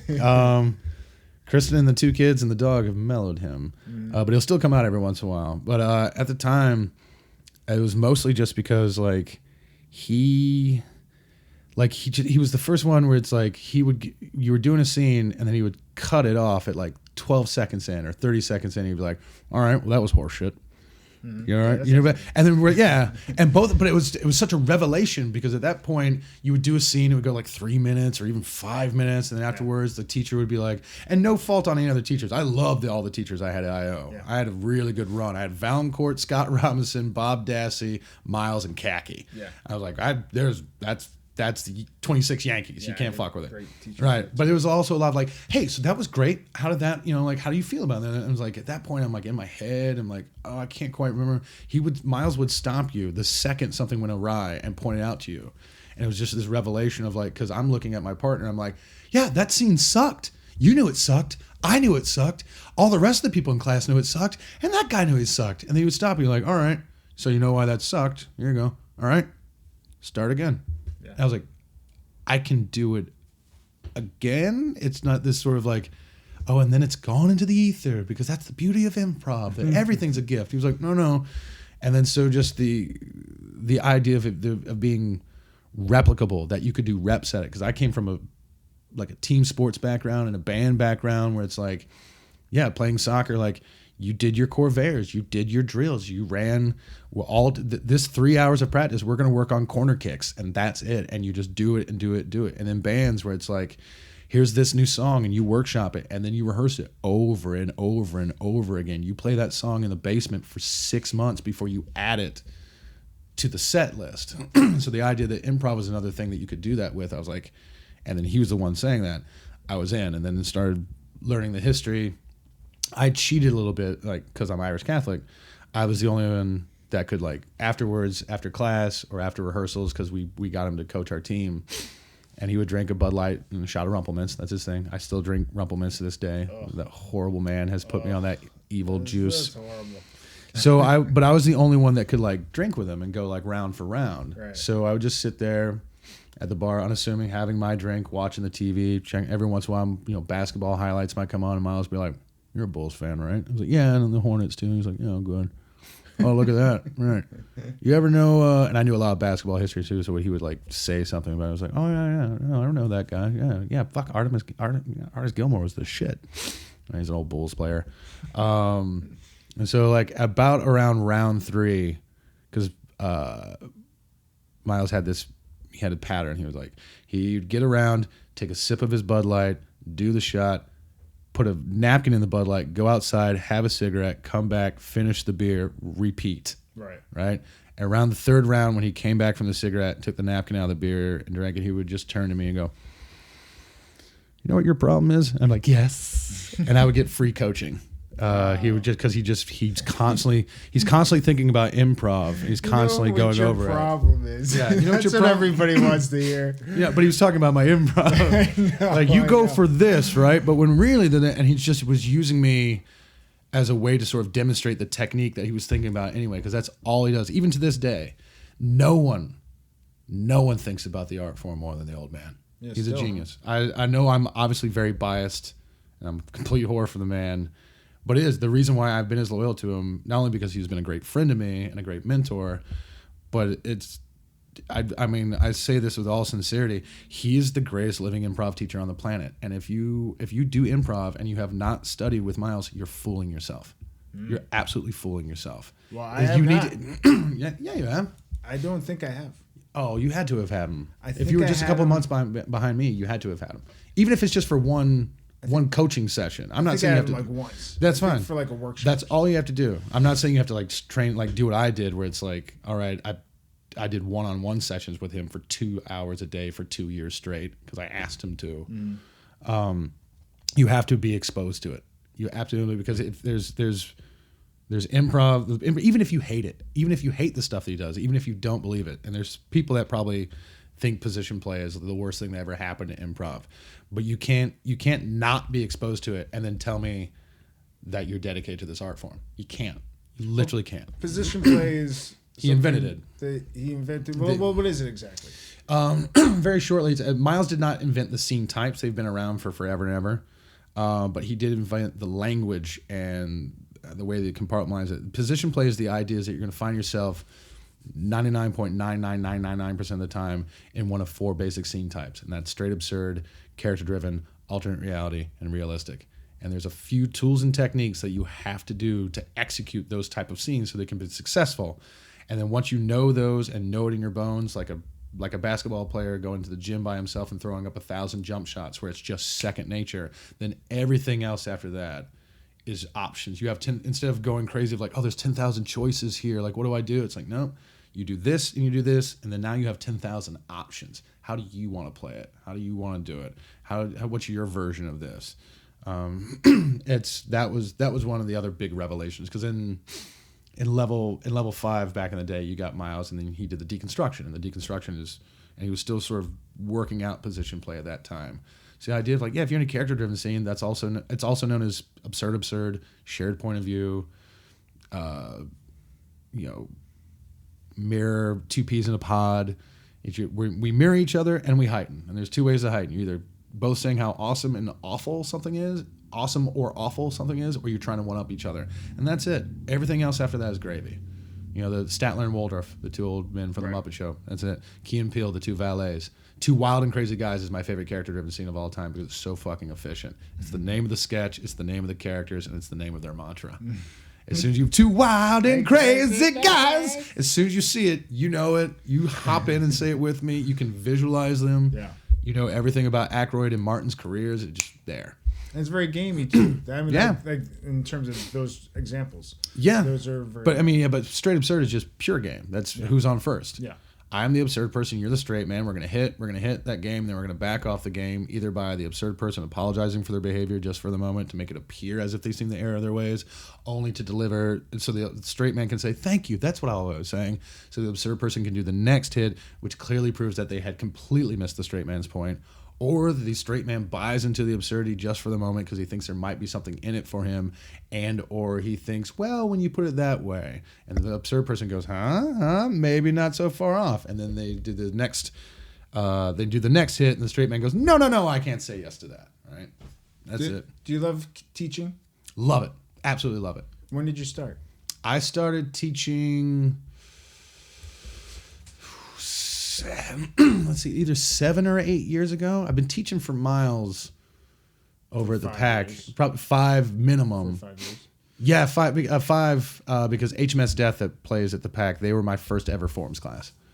I got real lucky that the first one is like those motherfuckers because they're real good. That's good. Did you start at IO? I was teaching at IO before that at least a year, so if not more. So at minimum 6, probably closer to 7 or 8. And at this point, did you actively seek to teach or coach? Yeah, I'd been coaching for a while. Well, Eric Honeycutt said this, and I think it's really cool. I think Honeycutt's brilliant. I think he's one of the best we got. Is he still around? I haven't seen him in years.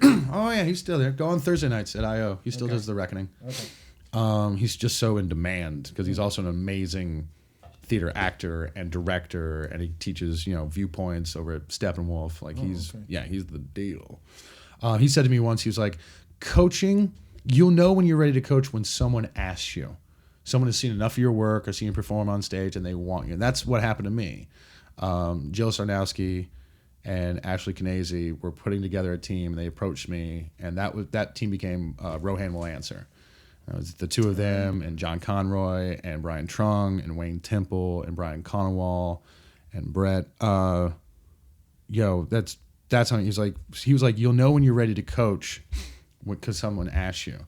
You know you're ready to teach when you are able to stand up demonstrate the lesson to the student without emasculating them, like without embarrassing them, Right. and also without them being able to add their own option to it.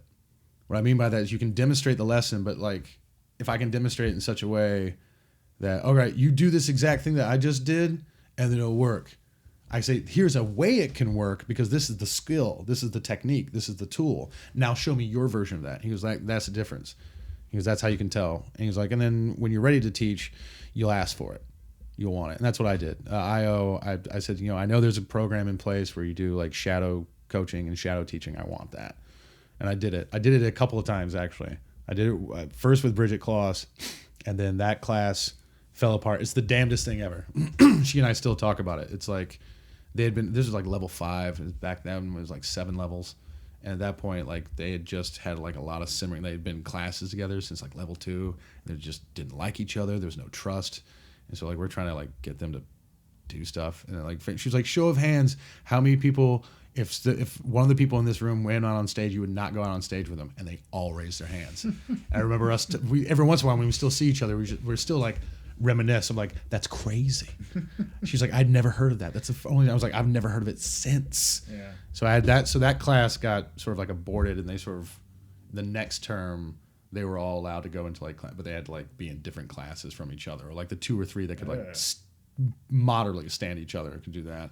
And then I did it with Dave Hill, and Dave was great. Dave went out of his way to like involve me in it. Like I could have been asked. He was like, BOC, what did you see there? And like let me talk and give some sort of authority to the students and like give me a rub. Like he put me over in wrestling terms.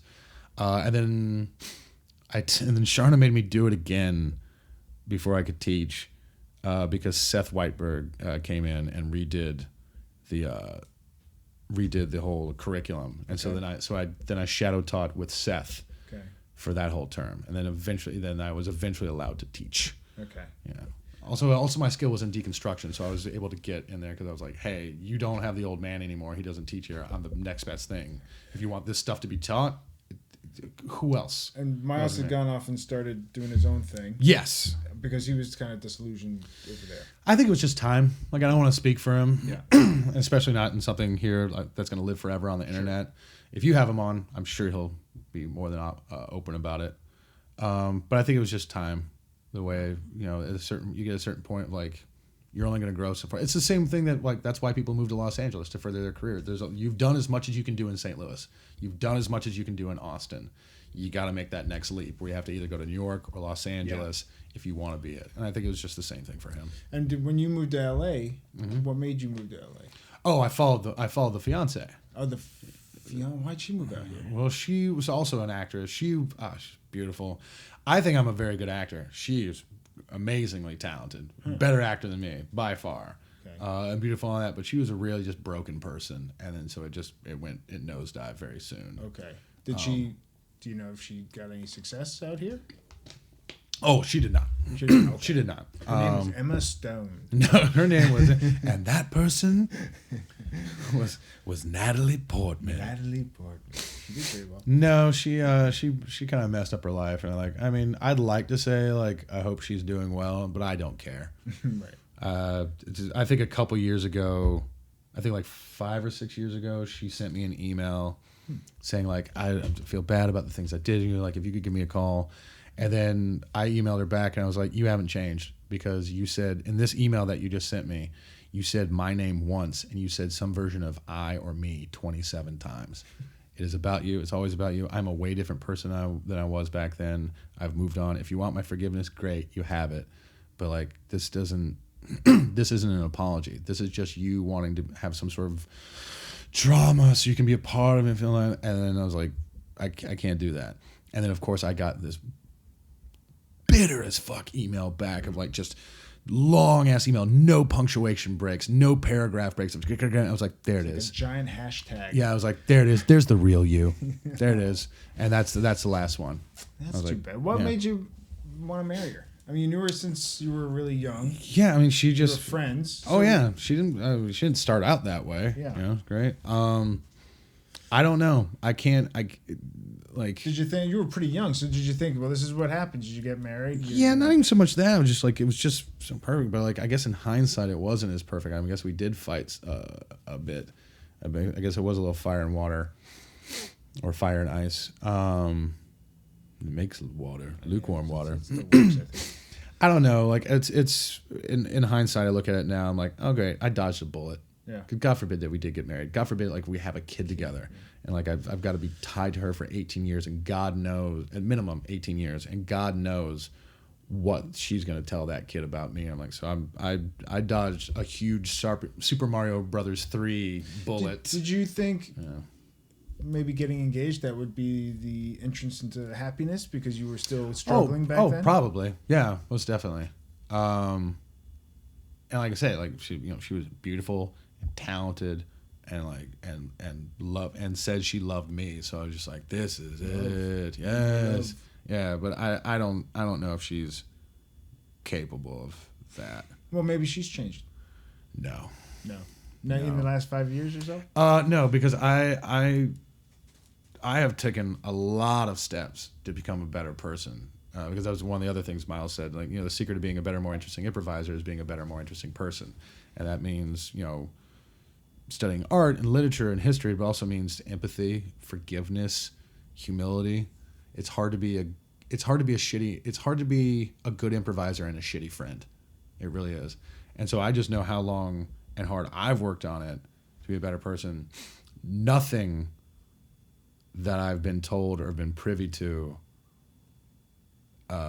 in the last several years, because some of my friends from college are still like Facebook friends or anything like that.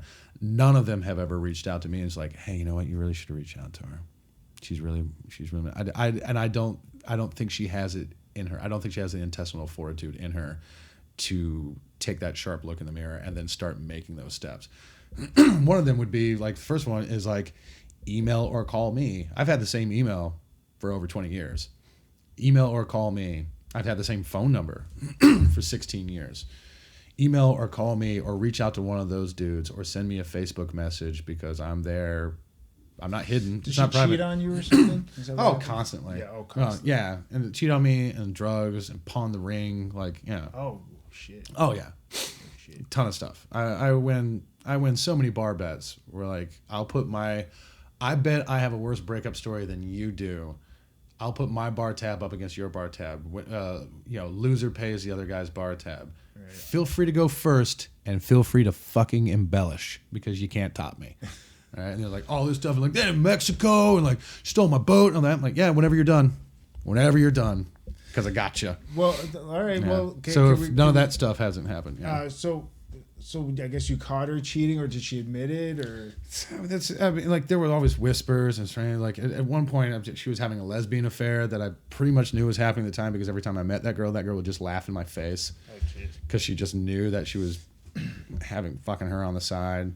And then of course once she left and I sort of like built myself back up again, like for my roommate at the time, who took pity on me. I moved in with her, and it was the person that she knew from Cincinnati. And then when she left me and moved out, Anna, God bless her, went, you know what? I like you. You're a good person. You didn't deserve this. You can stay, even though I've only known you for the couple of months or like that. And then we're very, very good friends still. I came home one night from bartending, and I'd been watching a movie earlier on, and so I just, you just turn on the TV and like whatever last channel you were watching is what's on. Right. So it was Cinemax, and it was like it was a Skinemax movie. Sweet. And then I watched it, and I was like, holy shit, that's my ex-fiance in this softcore. No. And I dropped my knees and started laughing my balls off. There was one other one that I had already knew about. I didn't know about this one. So I started laughing, and then Anna comes in, and she was like, what are you laughing about? I'm like, oh. And I point to the TV, and I'll never forget it. The first, I was like, that's her. And she was like, no way. Wait, let me see her face. Like, I remember that, and I remember that just started making me laugh again, too. Did she short tatas? Oh, yeah. Oh, really? Oh, yeah. Oh, really? Then finally, Anna was like, are you laughing or are you crying? I'm like, I'm laughing my balls off. That's great. She's like, thank God. I'm so glad. There are so many stories I need to tell you, because she was there for all of it. Was she Emmanuel? Yeah, she was. No. If you do the math, you can figure it out. I just kind of don't want to, like, be liable or anything like that. So I'm just not. Emma Stone. Yeah, Emma Stone. Fucking Emma Stone. I'm just not going to use her name. Like, and also she did that movie under a fake name, and I looked that fake name up, and it was another porn star who actually looked a lot like her. So I was like, very clever, but it's her. Okay, so It's she's not in porn. No. Very, Okay. yeah, very, very soon after that. It was a very torrid story of how she moved out. Yeah. She was involved with drugs and stuff. So. Oh yeah, and I was big anti-drug thing, anti-hard stuff because I grew up. There's a lot of addicts in my family, and I saw it up close, very young. And I was like, no, that's not a path you want to take. Yeah. Yeah. So I mean, like I said, since I haven't gotten an email or a call from her that is legitimately wanting to reconnect and make amends, then what? Yeah. What else could possibly be like? Yeah. What's that? That's the first thing. Like, even if it was like, not like AA, but it's that thing of like the first thing you have to do is you have to call everybody up, make amends. Yeah, it's part of the steps. You know. What? How did you not fall into hard drugs or something like that? Again, because it was so prevalent. Like my cousin Warren Butch, who's great. His fucking success story. I was very young. I don't remember it, but like he was so messed up that like he showed up unannounced from Chicago. Showed up unannounced on my grandparents' doorstep in Winston-Salem, North Carolina in 1990 with a suitcase filled with nothing but cowboy boots. He was an alcoholic and cocaine addict. Oh, wow. And he had moved down there basically, and then he lived with us for a while. I didn't know that, but my cousin Warren actually, my sister and I both graduated from T. Wingate Andrews High School in High Point, North Carolina. Warren graduated from there first because he was living with us basically his senior year of college and working at the Libby Hill Fish Fry restaurant because he was fleeing drug dealers in Chicago that wanted to kill him. Oh yeah, no. So he was my Aunt Kathy, who's his mom and is also my godmother. So my Uncle Chris and my Uncle Terry kept showing up to Kathy's place and like throwing drug dealers off her front porch, being like, "Where's Butch? Where's Butch?" He's like, "Don't fucking worry about it. Don't come back here again. All right, if you see Butch, tell him I'm looking for him. Right? Man. Don't let me catch him on that." So he came down there and then kind of bounced around for a couple of years and then finally figured out. And so now he is clean and sober for I don't know how many years. Really? Wonderful wife, Sutira, that he met while doing Princess of Power. No, and two lovely boys. They met while they were doing charity work. He was working for UMCOR, which is like a Methodist relief organization, and now he works for the State Department. Did he find God or something? For sure. Like he went into AA and got clean and all that, and then finally, had a couple stops and starts with like weddings and stuff. But he never fell off the wagon. He was always good. Wow. Yeah, and so now he works for the State Department. He's got high-level clearance. His job is he goes to all the terrible places where terrible things are happening, and when the terrible things stop, he comes in with a budget. I think he's in charge of like $4 billion or something like that now, and he'll go in and like rebuild the infrastructure, like roads and bridges. So when all that shit was happening in Sarajevo, and then when it calmed down, he was in there rebuilding roads and all that. Afghanistan, Iraq, back to Afghanistan again. Like he has great stories of like being blindfolded in the back of a Jeep, riding next to a guy that has a rocket-propelled grenade, and then being driven up into the hills to meet some warlord. And then he was like, and to explain to that warlord that no, I'm a white American, but I am not CIA. I'm not undercover. I really do just want to bring medicine and goats to your village and take care of your people here. I was like, how do you fucking do that, Butch? And he's like, well, and that's how he talks. He's so laid back. He's like, well, you make sure you use small words. So there's no miscommunication from the interpreter, and then you bring American cigarettes. Just like, oh my God. Marlboro and small words, little cousin. I'm like, so he does that. So seeing very early, my cousin Julie had a lot of problems, and then she got she gained AA and found God and all that. Oh, wow. So very young, very early on, I saw what heroin and cocaine and that stuff could do to you, and I was like, no. And I think also kind of knowing just how I already was, I was like, man, I don't think I need to throw gasoline on this depression fire. Well, that's good thinking on your part. Yeah. Right? Because other people would be like, okay, I'll try it. What the fuck? Yeah. Why not? I have a theory that if it takes you more than 2 accoutrements to do that drug, don't do that drug. Weed, all you need is a lighter and rolling papers. Right. A lighter and a bowl. Keep it simple. A lighter and a bong. Great, right? Yeah. But vodka. You need a glass. If you have to blow somebody to get what you need. But if you need a mirror, a razor blade, a straw, that's too many things. Yeah. That's not good for you. If you need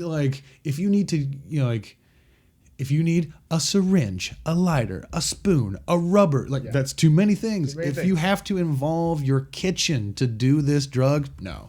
If you need to tell your kid to lie for you. Yeah.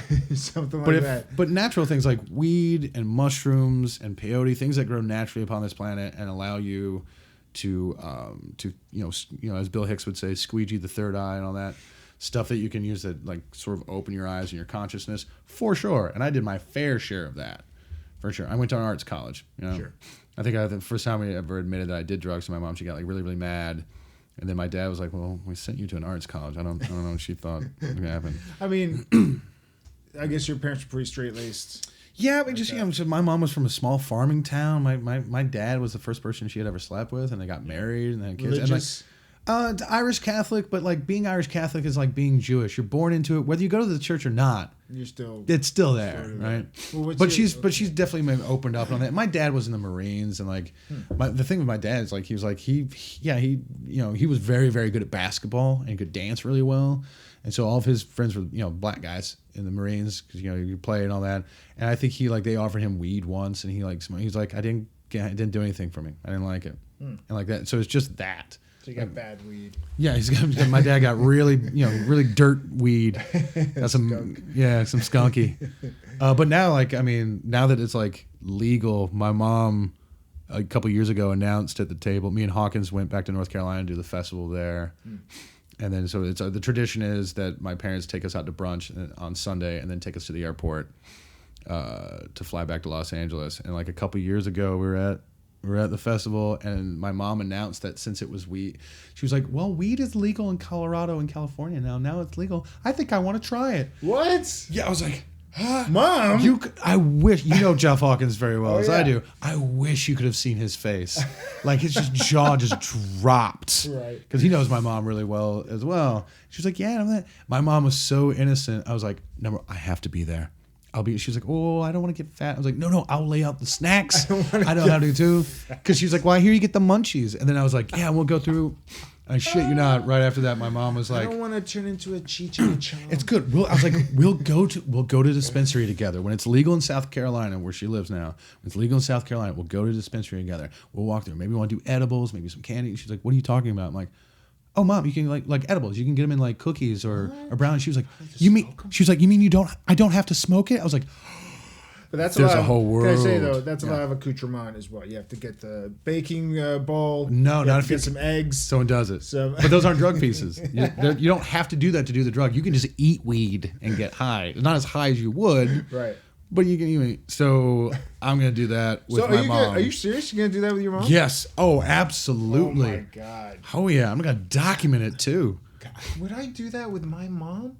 I don't know. I don't know. She brought it up, so I'm in the clear. If my mom goes, EJ, I want to smoke weed. Like I haven't smoked weed in 20 years. I think I do it once in blue moon. First of all, because now it just makes me sleepy. Yeah. And I just can't afford to sleep until noon the next day. I think like once or twice a year, if I'm at a Christmas party or if like New Year's, I'm like, hey, I don't give a like, yeah, you know what? Special occasion. Hey, we're at Thanksgiving. We're gonna watch a movie. Yeah, why not? Sure. Great. Stuff some weed in that turkey and put it on 425. Yeah, I think I've probably done it maybe 10 times, if that, in the last 10 years. Yeah. Because I just don't. It's not my. Yeah, it's not my thing. It's not my like. And those people that can like wake and bake or like get high throughout the day and function and just be on point. I don't know how you do it. I don't know. They're like, well, it's the difference between indica and sativa. One's more of like an up high. I'm like, no idea. Hey, I was on Fish Tour. I get all the lingo that right. I just don't know how you do it. I've been over 35 Fish shows. Yes, I'm familiar. I traveled and followed them around. Are your parents still working? No, my mom retired. My dad's been retired for some time. He took early retirement because he was working for AT&T, and then they split it up, and it became Lucent. And then Lucent, he was like, ooh, that's going to go down.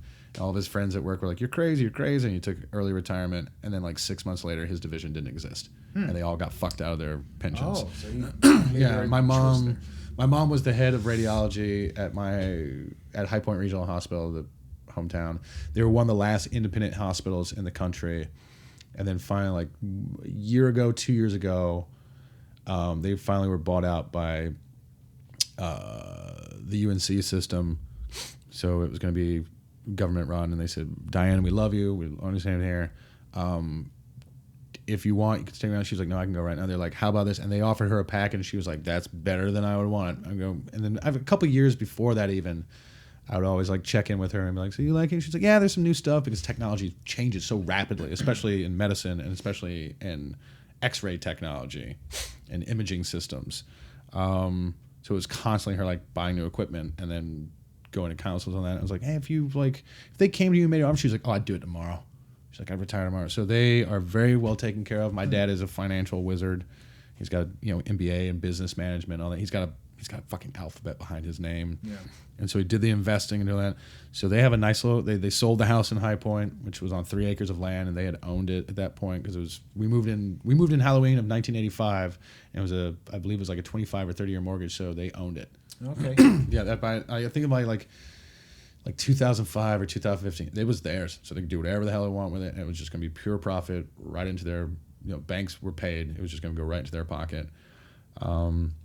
So I've been very, very fortunate that my parents are well off. They have a nice little condo on the beach in Myrtle Beach, South Carolina, overlooking the ocean. Sounds nice. Which is what they always wanted to do. For years and years, they talked about like, I want to retire to the beach. Even at some point, like my sister lives in Cornelius, which is like right outside of Charlotte. And we're like, hey, there's a lake there. Like, Norm, you on that? Like, they're like, nope, because we're worried about because my dad's disabled. He works on straight arm crutches. What is he? He's disabled. He works on straight arm crutches. He was in a car accident in '78, and so he was in a car accident. Yeah, in September 28th of 1978, he was run off the road. He was run off the road, but like what, a drunk driver or something? Yeah, that's what. As far as we can, my dad has no memory. In Chicago, right? No, this is in North Carolina. North Carolina. Okay. Yeah, I have no memory of it. My sister has some memory, barely, of my dad being up and around. You were a kid. I was 2. I have no memory of my father before the accident. Wow. Before that, and he's been to like hypnotists and all that. Like he cannot remember anything about that night. Really? There's certain things like the way my mom put it to me. Said just the brain is interesting in such a way that there are certain things that are so painful that your brain just goes, nah, you don't need to worry about that, buddy. Well, it might be shock too, right? Like shock just kind of goes, all right, let's even years and years past that. Yeah. So we were worried about them like getting around, and you want to be closer to my sister, but they're like, nope, we don't want to retire to the beach. So they are good. They are set. I do not have to become rich and famous in the next couple of years to worry about my parents. My sister does not have to become, the next, Martha Stewart or whatever. What does she do? My sister is a buyer for Belk's, which is like the Macy's of the Southeast. She decides what, she decides all the different. She has people that work underneath her now, for sure. But like she decides like who, like the young Miss lines, like all the different patterns, all the different like clothes. Like she would go to markets. She would go like a couple in New York and like a couple out to LA. Probably more in New York than LA. And then she would go to like basically just a fashion show, and she would like go through all the different vendors. She was like, all right, I like this. I'm going to take 2 of these tops. I want them in these 6 colors. I need these 3 bottoms, those pants with those shorts as well, because all that stuff has to be able to mix and match. Right. Like she's a wizard when it comes to that shit. I need some help. Yeah, for sure. She's definitely the one that's very put together. I'm the creative one in the family, but I think that's her genius. That's her creative. She's always been good at that, and she went to school for it. My sartorial choices are shitty. Like I'm wearing a packed sweatshirt. I'm wearing a home T-shirt, with the state of North Carolina, and then like the home, you got some, which was wearing some buttons. Yeah, which was a gift. The pants and the shoes. My girlfriend Liz had to buy because I would refuse to buy new shoes or new pants. I'm like, no, these are good. She's like, there are holes in them. And so that's her way of like, if you won't take anything else, here, happy birthday. I want to add, your sister, you mentioned earlier, was on the Hudson plane, the Sully plane, famous Sullenberger. My sister was on the cover of the USA Today. You've seen the photograph. It's the famous photograph. It's got the plane is on the left. The frogman is next to the plane, and to the right is a life raft with 3 blonde white women. My sister's all the way on the far right, Lisa English. She was on the cover of USA Today with, I remember the other two things. It was like Obama's first 100 days and his plan, because it was 8 years ago. Right. And it is, can the Cardinals beat the Steelers in the Super Bowl? Those were the two things. And then like the picture of the plane, dead center, Miracle on the Hudson. Everyone standing on the flight and then on the wings in the water, and you flip it over just underneath the flap. There's my sister. That's unbelievable. Yeah. What is her account of that? I don't know. Have you ever talked? You must have talked to her about it. Some, but most of it has been like, I've never asked her to take me through the step by step the process. I've read interviews with them because it makes me emotional. Because my parents sent me the book Miracle on the Hudson. I flipped to the back just to see my sister's name and like the glossary. I'm like, oh, that's cool. I've never read it. Right.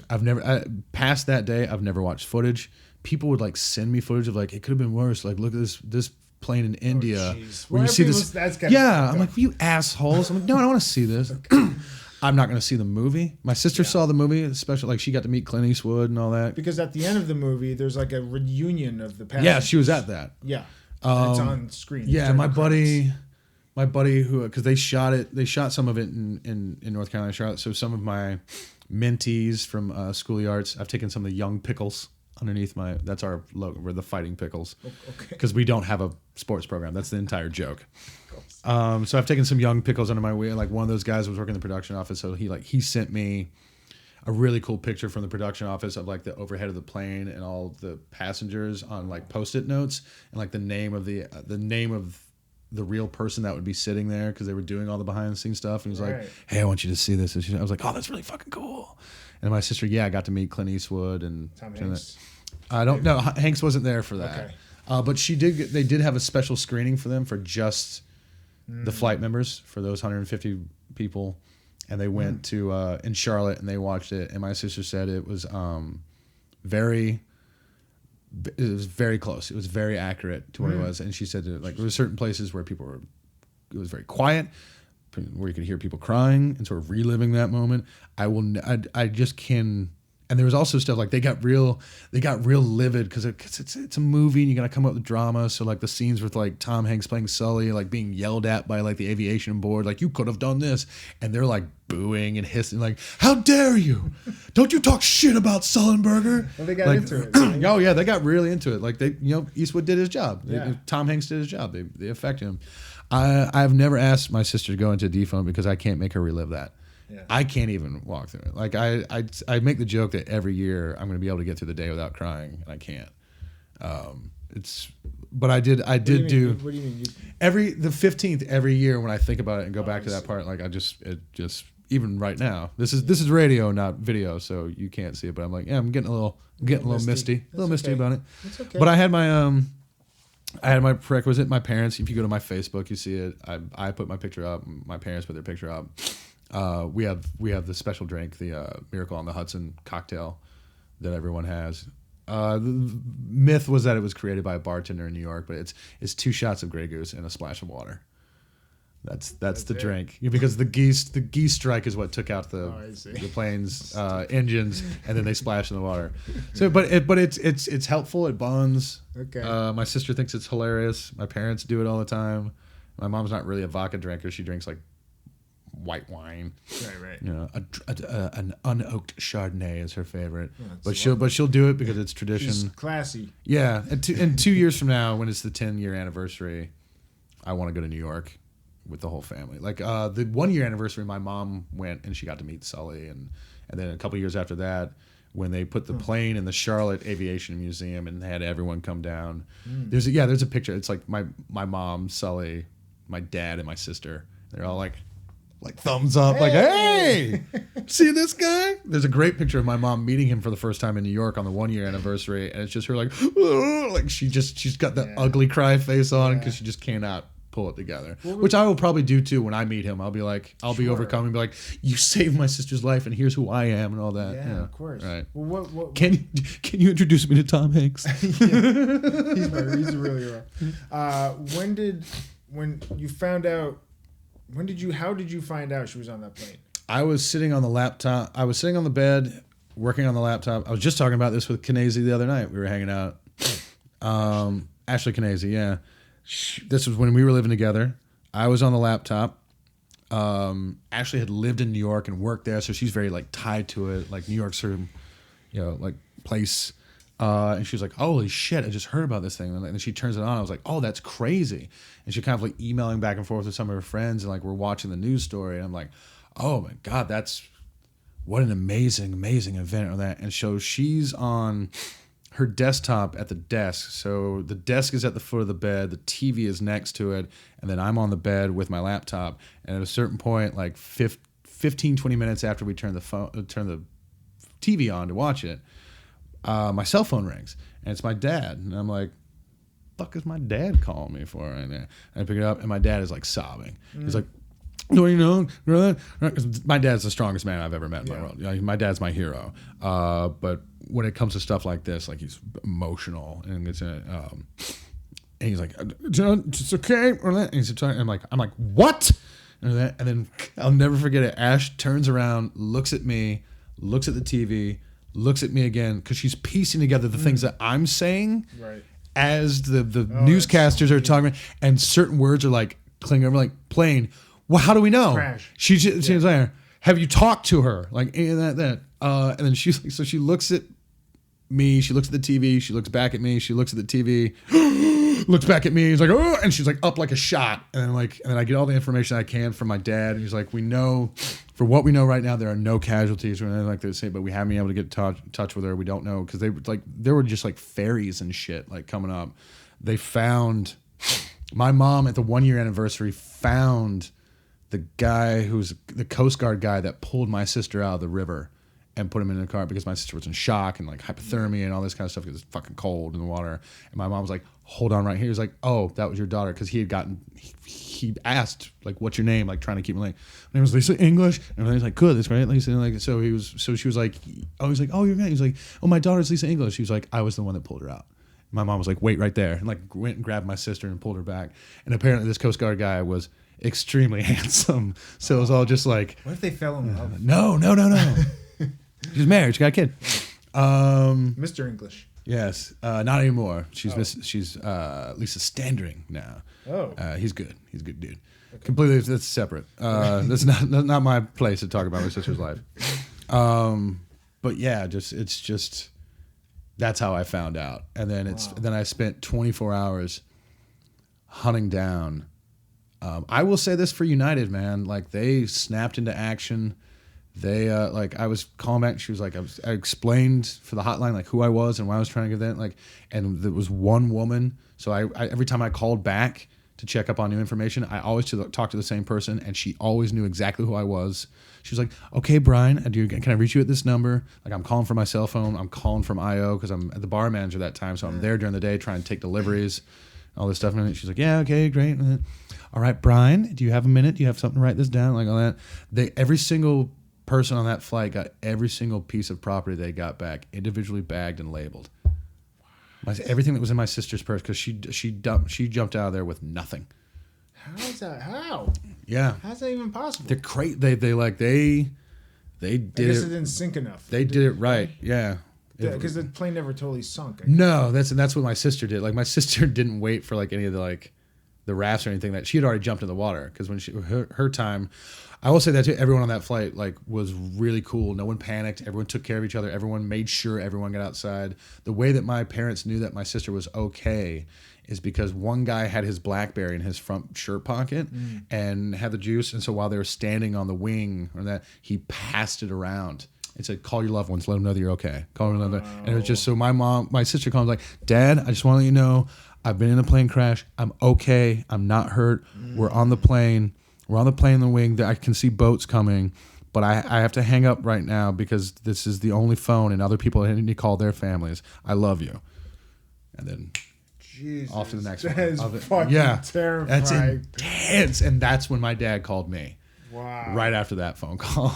But thank God everybody was okay. Yeah, it's crazy. It's literally it's a very happy ending. It's literally a miracle. The fact that out of those people, only 5 people had serious injuries. That's why you can see the woman like next to my sister, like yelling, like, it's like 'cause she had like broken her ankle or something like that. But they all made sure everyone got off. Like it's the kind of thing, especially now where we see where we are with this fucking country and the things that are happening. I'm like, there's a reason why I don't lose hope, is because I still believe that people are basically decent, and when you put them to the test, like Flight 1549, all those people made sure that everyone got out safe. All those people, everyone's lives mattered. There was no pushing and shoving. There was no, like, everyone, that guy with that phone, to make sure he had enough juice that everyone can call in his immediate area, could call and let their families know that they're safe. People are fundamentally, basically decent, and they will take care of each other if you put them to the test. And we're going to have a real big test in about 5 days. 4 or 5 days. When it ruins my fucking BOC week. Ruins it. Sorry. I'm Yeah. for your 15th was great. 17th was great. 19th, the 20th, end of the world. Maybe you'll get it back in 4 years? Maybe. I don't think he lasts that long. I've got a bet going with Liz. We but have still, dinner going. I think he's going to have a heart attack. I think he has But then no we'll still idea. have Pence, which is still kind of shitty. But Pence isn't going to start nuclear war. Maybe. Right? Pence is not going to pitch and like that. Yeah, we still have to fight no matter what, Yeah. right? But like, Pence is not manifestly unfit for the job. Right? There's a big difference. Let me ask I think you- he's gonna have a heart attack. I think he's so? I think he's way underestimated. Look at that. Go back and think about that picture of him and Obama sitting next to each other in the Oval Office that first day, and you see like how like pale he is and how like overwhelmed. Now imagine that by 1,000 when there's not a guy standing next to him telling him how to do it. I think less bad shit is going to happen than you want, because it's the United States government is it's an aircraft carrier. It's not a speedboat. It takes a lot of time and money to turn left. And if that guy is just not giving answers or changes his mind from moment to moment, it paralyzes it. I don't think they're going to get as much shit done as they think they're going to get done. Let me ask you about your dad, if that's okay. Mm-hmm. Growing up with course. somebody disabled, Yes. I'm disabled myself. For sure. In a different way. Yeah. But as a kid growing up, knowing your dad's disabled, like what, did you have to grow up faster? Did you have to take care of him at all? No, I just... What was that like? Again, because my dad has never complained ever in his life. I've never heard my dad once say, "Woe is me," a constant or complainer. you know, like, "Oh, why did this happen to me? What did I do to deserve this? Life is unfair. Fuck God." Never once. No, the man is made out of steel and fucking Irish oak, right? Which is not always the healthiest, because it did here and there manifest it in ways that probably weren't healthy for him. But I think he'll be the first one under that. But he never took it out on me or my sister or my mom ever. Okay. Not once. I think for me, I think very early on it made me more empathetic, for sure. Because it was just, to me, when you're a little kid, it's just like you kind of like, other parents have done it, but like to me it was like, that's just what it was.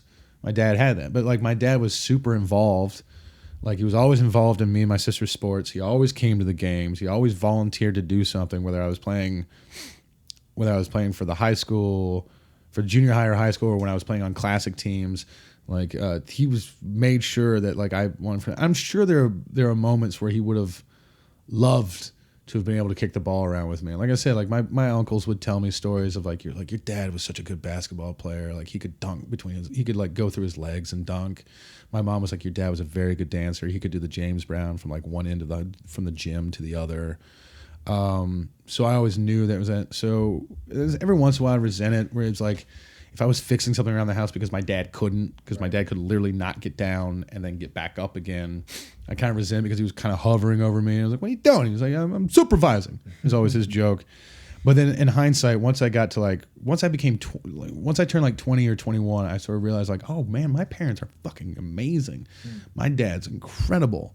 I think we're really sort of clicked of like how, like, so, and then also being around that, like when you go, like you know how to walk. I walk slow and it's not a big deal. Yeah. Like when he's around, like I walk fast when I'm by myself, like I'm pace, but like, hey, this is the pace that we're going at, because that's the pace that my dad can go at. That's fine. You make sure you open doors. I mean, you don't see the disability so much in other people when you've been with someone who's been disabled your entire life and you've seen the actual man, the real man. And then also you see things where like other people, like we go to a restaurant. It's one of my favorites. We go to a restaurant that we haven't been to before. And we go up and we have a reservation, and this poor host, you probably have dealt with this stuff as well. She turns to my mom. She goes, "Can he go upstairs?" Yeah, like he's mentally handicapped. Right. My dad goes, "Yes, he can." And I'm not an idiot. Like my favorite time of all time, because and this ties in really nice with the filmmaking stuff too. The first movie I ever saw in the movie theater, my dad took me to, and it was Flash Gordon. Flash. It was like light and bright and colorful. He saved every one of us. It's perfect for a 4-year-old because it's just bright loves it too. and bright and like big colors. We're like the same age. I probably saw it in theaters too. It was the very first movie I remember seeing in the theater. I know that he took me to E.T. as well. I know I saw one of the Star Wars, if not both of the Star Wars, because back in that day they would just re-release them. Oh, they would go on second releases. So I wasn't old enough to see Star Wars the first time through, but I definitely remember seeing it in the movie theater. For sure. So we get as we're on the way to that. I've got big curly, like very, very, very light blonde hair, and so my mom loved it, so she kept it long. Like I was confused for a girl, by most people. Like we're even in the grocery store. Still. Yes, of course. Yeah, most people in the grocery store, they'd be checking out. I'm like, oh, what a beautiful little girl. I'm like, I'm not a girl. You're like, oh. So I'm there. I'm riding. My dad has still driven. Like they gave him special car. Yeah, not a special car, but these handicap sort of things that you could put on the wheel that would print on that. My dad said, fuck that. He's got basically at the time he had like 75% use of his right leg and 25% use of his left leg, so he could still use enough to the work. Right leg's the most important. Yeah, for driving for sure. Yeah. So I think he had the gear on the steering wheel for maybe about 6 months. Said fuck that, because he also told my dad that he'd never walk again. He said, fuck you, yes I will. And he did. And he did. So we're on the way. So we're a big Dodge green panel van. So green with a big white stripe down the side. And we're going on the way to the movie theater. And in fact, it's the 70s. So 70s, early 80s. So of course I'm not wearing a seatbelt as a 4-year-old, right? And so this girl doesn't pay attention. She's coming out of the McDonald's drive-thru and she just kind of bumps us. She T-bones us. Not terrible, just enough to jostle the car. And I go flying. My dad's like, oh shit. He's like, are you okay? Yeah, all right. He's already been in a bad car accident. But it's not bad accident at all. It's as much of me pushing this table. Right. She just boom, but it was enough to knock me off the seat because I'm 4 and weigh probably 30 pounds soaking wet. And he's like, oh my gosh, you okay? I was like, yeah. So he you do the thing, pulls over, and she pulls him behind. There's no damage. We didn't even call the insurance. My dad was like, hey, we got to see a movie. There's no damage, no scrape, there's not even paint on it. But this poor girl, and I'll never forget it. Even as 4, I have this memory. We walk around, right? My dad gets out, I get out, and all this poor young woman can see is this 4-year-old cherubic, angelic-looking, bright blue eyes, long curly blonde, this girly boy, and then this man on straight arm, this disabled man, and his perfect child, and she just starts bawling. She just immediately she just looks at us both together. What have I done? Right? And my dad, it's probably I still remember this. It was only until he told me I was like, oh yeah, I do remember that. It's one of the most baller things ever. Where my dad just goes, honey, sweetheart, and motions towards his crutches. He goes, this didn't happen today. Just put it up. I remember looking at my dad like, that's intense. He's you bumping my car didn't immediately magically make me disabled. Where did these crutches come from? Oh no, my neck. Oh, it's not he immediately like the old thing that you see in movies where the guy immediately has the neck brace and puts it on he's like, honey, this didn't happen today. And then just very quick, he's like, we're good, your car's fine, my car's fine, so we got to make a movie. So when he reminded me of that story years and years ago, I was like, oh, that's right. I just remember looking at my dad and being like, what a baller move. Well, so to me, that disabled isn't disabled. Yeah. Right? Yeah.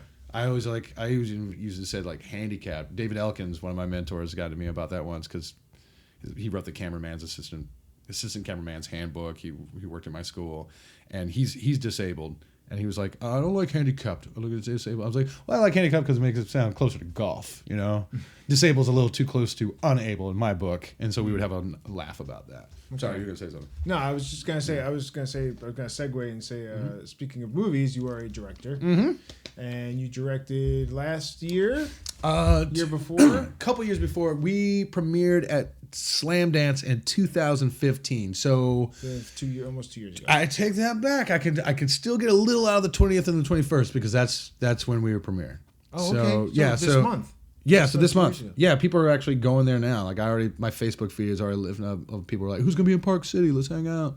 So we were the Slam Dance opening night premiere. The opening night party was our party. This is the movie Bloodsucking Bastards that I made with Dr. God and Fortress Features and Maybe This Year Productions. And Dr. God is an improv group from IO. We started as an improv group at IO. We still do improv, but we've been more of a comedy collective production team for the last 6 or 7 years. We're about to go to San Francisco Sketchfest with Matt Lillard and do a show up there. And Lillard is sort of like we call him like he's sort of like our patron saint, our sort of John the Baptist. We did a show up there with him, and we all had an Airbnb together. I remember having a conversation, and it was Martin Luther King Day weekend because he scored us tickets because he used to do a lot of charity work stuff for Clippers, and he was a season ticket holder. So the woman there, like for the Warriors, like we got to see the Bulls play the Warriors, and we sat like courtside. It was dope. Yeah. Because I'm a big Bulls fan and a Stephen Curry fan because he grew up in my neck of the woods. You know, he's Seth. He's Curry's kid. You know, sure. Del Curry played for the Hornets. He was great. But I remember one late night. I know for a fact that I had this conversation with Lillard, but I think he might have had this conversation with all of us at some point. Late at night after coming home from the bar and staying in the kitchen, like making food and all that. He was like, this is great. You guys are really fun. So what's next? What do you want to do? Do you just want to be a great improv team, or do you guys want something more for yourselves? And we're like, God darn it, that's good. So we all came together at Justin Ware's house. Dr. God is me, Justin Ware, Neil Gargiulo, Sean Cowig, and David Park. Used to be Brendan McLaughlin, but Brendan moved to San Francisco, but he's going to sit in with us while we're there. That's cool. That's pretty cool. Every time Brendan. I haven't so seen do I. him in so many Every time we years. go up there, we're like, you're fucking playing. Fuck you. It's happening. He's like, oh, no, I'm rusty. I'm like, you're playing. Shut up. Maybe he'll get naked. Yeah, and so we all met at Justin's house, and we had a kind of a come to Jesus moment, and then that was the moment where we stopped having improv rehearsals once a week and started having production meetings once a week. We would kind of like, who's got an idea for this? And so we're sort of a well-oiled machine now. Part of the things at the PAC, we just started, we have an improv program, a sketch program, and a digital program. And there's 3 levels. Bill Posley, who's a fucking amazing improviser and filmmaker, he teaches level 1, where basically it's just an 8-week crash course in film school. Like, here's how you light things. Here's why you light things. Here's why you bring a flat piece of white paper with you, so you can, like, you know, white balance. Yeah. You bring a bigger one too, so you can like bounce it, because the sun just isn't enough. You have to be able to bounce and light people. Level 2 is Matt Lieberman, who's very good in this world that I don't know anything. He's like, here's how the Facebook algorithms work. Here's how YouTube. Here's how you do this. Here's you make this type of movie, this type of short to do this. You need to make this kind of short if you want to do this here. Don't do that if you feel like you want to. And then in level 3, I'm basically going to turn you into Dr. God. I'm like, here's how to become a team that works together. Here's how you divide and conquer. Who's working on this? Who's working on that? So that everyone has skin in the game. So no 1 or 2 person, because that's how all sketch teams and improv teams honestly break apart, is that it ends up being 1 or 2 people doing all the work, being resentful for it, and then people yell and scream at each other and then move apart. Yeah. Dr. God has been very, very good about that, is that we divide and conquer. And so that's what I'm going to do in Digital 3, and I'm looking very, very forward to it. Matthew Lillard is actor, director, handsome, tall, friend, salt of the earth. One of the first guys of that kind of stature in their career that I was around, and he is so nice to people all the time. He's always got something for his fans, especially children. Always takes time to talk to him. I was like, that's how you do it. I wish that's how you do it. When he came to you and said, what are you guys going to do next? I wish you had said, we're going to get a dog in a van and we're going to solve mysteries. I wish you had said that. Oh, getting a dog in a van. I did tell him that was one of my favorite bits I ever did. I used to do a one-man bat. And then I did a bit. It's one of my favorite. Bat is an improv show done in the dark. But it's done on microphone. So it's like a radio show where you do all the sound effects and all that. But I did a one-man one. Usually the bat has like a lot of people in it. But one of my favorite bits of all time was like I did Shaggy in the back of the Mystery Machine, confiding to a sleeping Scooby-Doo that he's given up hope. It's like, we go from town to town, man. It's always the same thing over and over. There are no monsters. There are no ghouls. It's just some old man trying to rip off an old lady for an inheritance, or some young guy trying to rip off someone else. It's just greed and avarice. I guess that's why you're my best friend, buddy. I'm going to miss you. And then I shoot myself. Terrible. And then I step away from the microphone and I just stood there for like 3 minutes. So people in the dark are like, at first people are like, some light tittering and laughing like, haha. And then there's like, until they start like visualizing like they're in the back of a windowless van with a corpse next to them. And then just around where I thought I could pull I had pulled the slingshot or the bow of the bow and arrow as far as I could. I just went, Shaggy? Like Shaggy, like Scooby waking up. And that's one of my favorite things. And I told him that, and he was like, that's fucking great. I was like, yes! It is Shaggy approved. It's so bizarre. Perfect. It's fine. But that's a perfect encapsulation of like, that is exactly what BOC loves. Super dark with a weird pop culture reference thrown in. Well, and you did something years ago that I saw at I.O. where it was like you made something by yourself where you were like a serial killer. Oh, that was my first movie that I wrote and directed called Killer View. Killer View. It is not distributed yet. I don't have the rights to it. The producer, who shall go unnamed and never be spoken of again, signed a really, really shitty deal. It's fine. I have my ways. Every once in a while, I have a Google alert, so every once in a while I'll see like some new reviews come in. I'm like, oh, they're trying to sell it again. Because what they're doing is like they'll try and get out some good reviews and then like they'll try and sell it to a distributor. The fact that it hasn't shown up on Netflix yet is like retarded. Excuse me, stupid. I shouldn't use that word. Yeah. I'm basically there's only 3 actors and me in it. I'm basically just waiting for one of them to get famous. Or for me to get famous, right. And then that movie will be released in a heartbeat. From the director of Bloodsucking Bastards, and whatever next movie actually like makes me hit, then it'll come out, which is fine because I wrote, directed it, starred in it under an assumed name. What name? I did it under a different name because the last thing you want to see is like all the same name. You're like, that's a shitty movie. I did the score under a different name. Right. I did. I see. Yeah, and then I cut some of it. What's that? Did you pick random names or people you knew? If you saw it, you'll get it. Okay. Like if you saw it, you'd get it. You'd be like, well done, well played. Cowhig Crowley. Yeah, nothing as obvious as that. But if you've been around me and my work long enough, you're like, oh yeah, I get that. That's funny. Yeah, and then I did some of the cutting on it. But it's a movie. You never see your face. No, right? But it's about a serial killer that wants to retire but doesn't want his life's work to go unnoticed. So he hires this aspiring journalist, this journalism major, to follow him around and record him, but never show his face. And there's a movie within the movie. The movie that was in the movie is because he records all these guys and then he sells these snuff films to rich people in Beverly Hills. And so the movie is the last. The movie within the movie is the last recording of him kidnapping a husband and a wife and the husband's mistress and then raping, torturing, and murdering them. I think it's a comedy. No one else does. I don't think so either. I think American Psycho is the funniest movie to come out in the last 30 years, and it keeps getting funnier every time I see it. But I was actually. What's that from? It keeps getting funnier. Beetlejuice. You're talking to a guy that see The Exorcist for it, and it keeps getting funnier every single time I see it. I was talking about this with my friend Jessica Drolet earlier today too, because she was like, "Wait a minute, what is this movie?" I was like, "Yeah." So we were talking about Angry White Man. She didn't know that. It's the second movie I directed, Angry White Man. And then she was like, "Wait." I was like, "Yeah, I got a good compliment." She was like, "Wait a minute, what's the first best compliment?" I was like, "Oh, this first movie. The best compliment I've ever gotten in my work, 1 and 1A, is about Killer View. One is that the producer sent it through a family friend. He found a guy that used to be a profiler for the FBI at Quantico. The guys that do like that hunt like serial killers. Mm-hmm. They're like, he's anytime you've ever seen a movie or TV like, where they look at the crime scene, they're like, all right, it's a 30 to 45-year-old white male, right? Like those guys, Scott Glenn and Silence of the Lambs. Those dudes. Oh, yeah.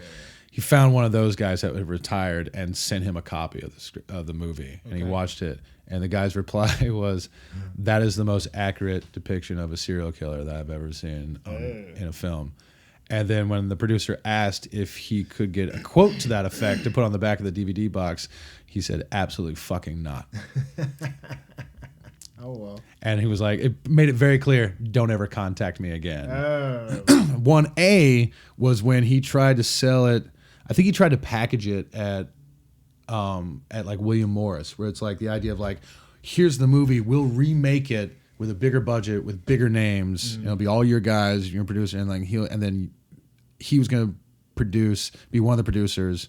I was gonna direct again. It was like, you can say you discovered this guy, you launched it. It was great, and they were interested enough in the idea to do it, to at least watch the film and take the meeting with the producer, because I shot it on disposable video camera. Yeah, it's the first movie I ever shot on disposable video.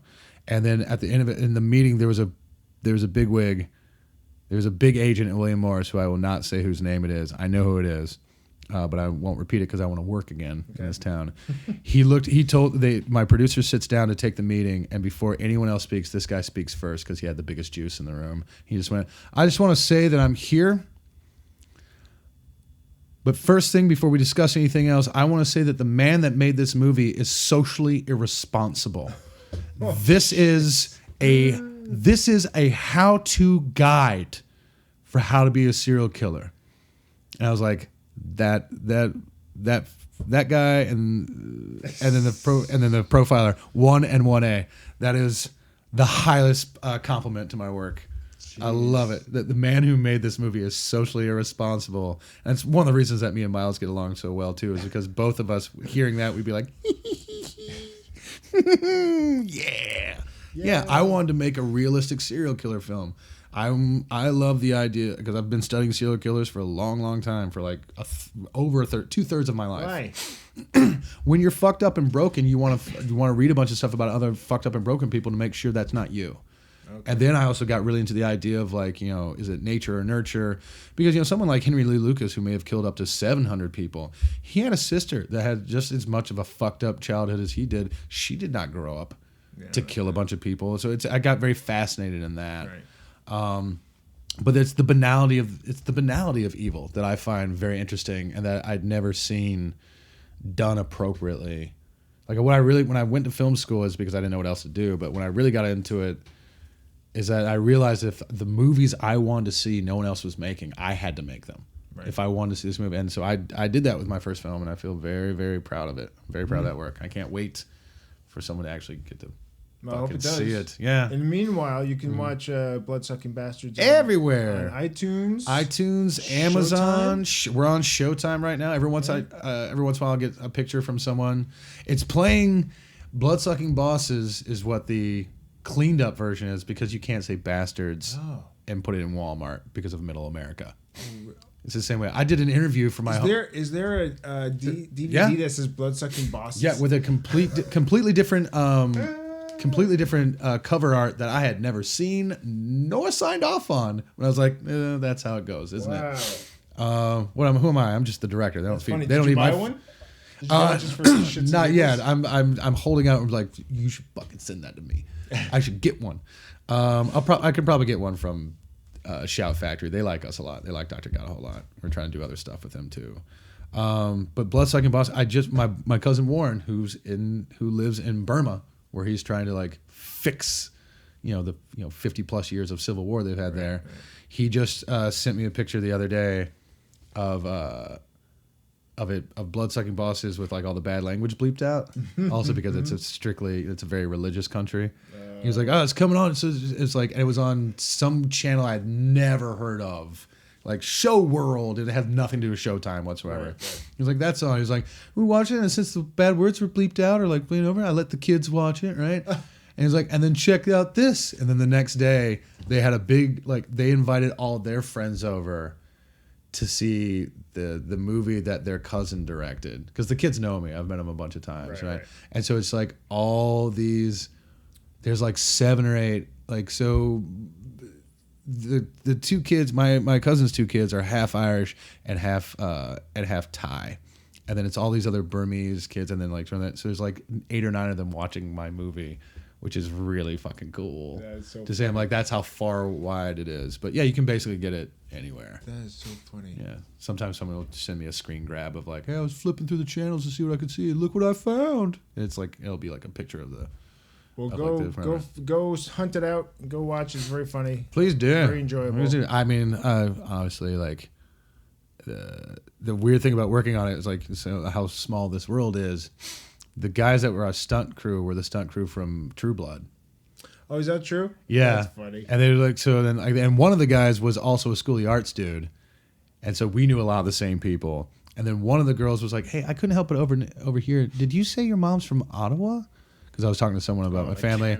Yeah, I was like, "Yeah." She was like, "Ottawa, where?" I was like, "Ottawa, Illinois." I know when never. She was like, My grandfather's the dentist in Ottawa. I was like, my uncle Bob is the fire chief. She's like, Bob Pillen is your uncle? And like we both immediately, Ottawa's super tiny. Everyone knows everyone. Crazy. I mean, she was like, what are you doing? She's like, I'm texting my dad. I'm like, I'm texting my mom right now. So and of course they knew exactly who each other were, and they knew who we were. Her grandfather knew, because he knew who my mom was, had done the math. He was like, oh, that's Brian, that Diane's kid that's out in California now. Oh, that's cool that you guys didn't meet them, right?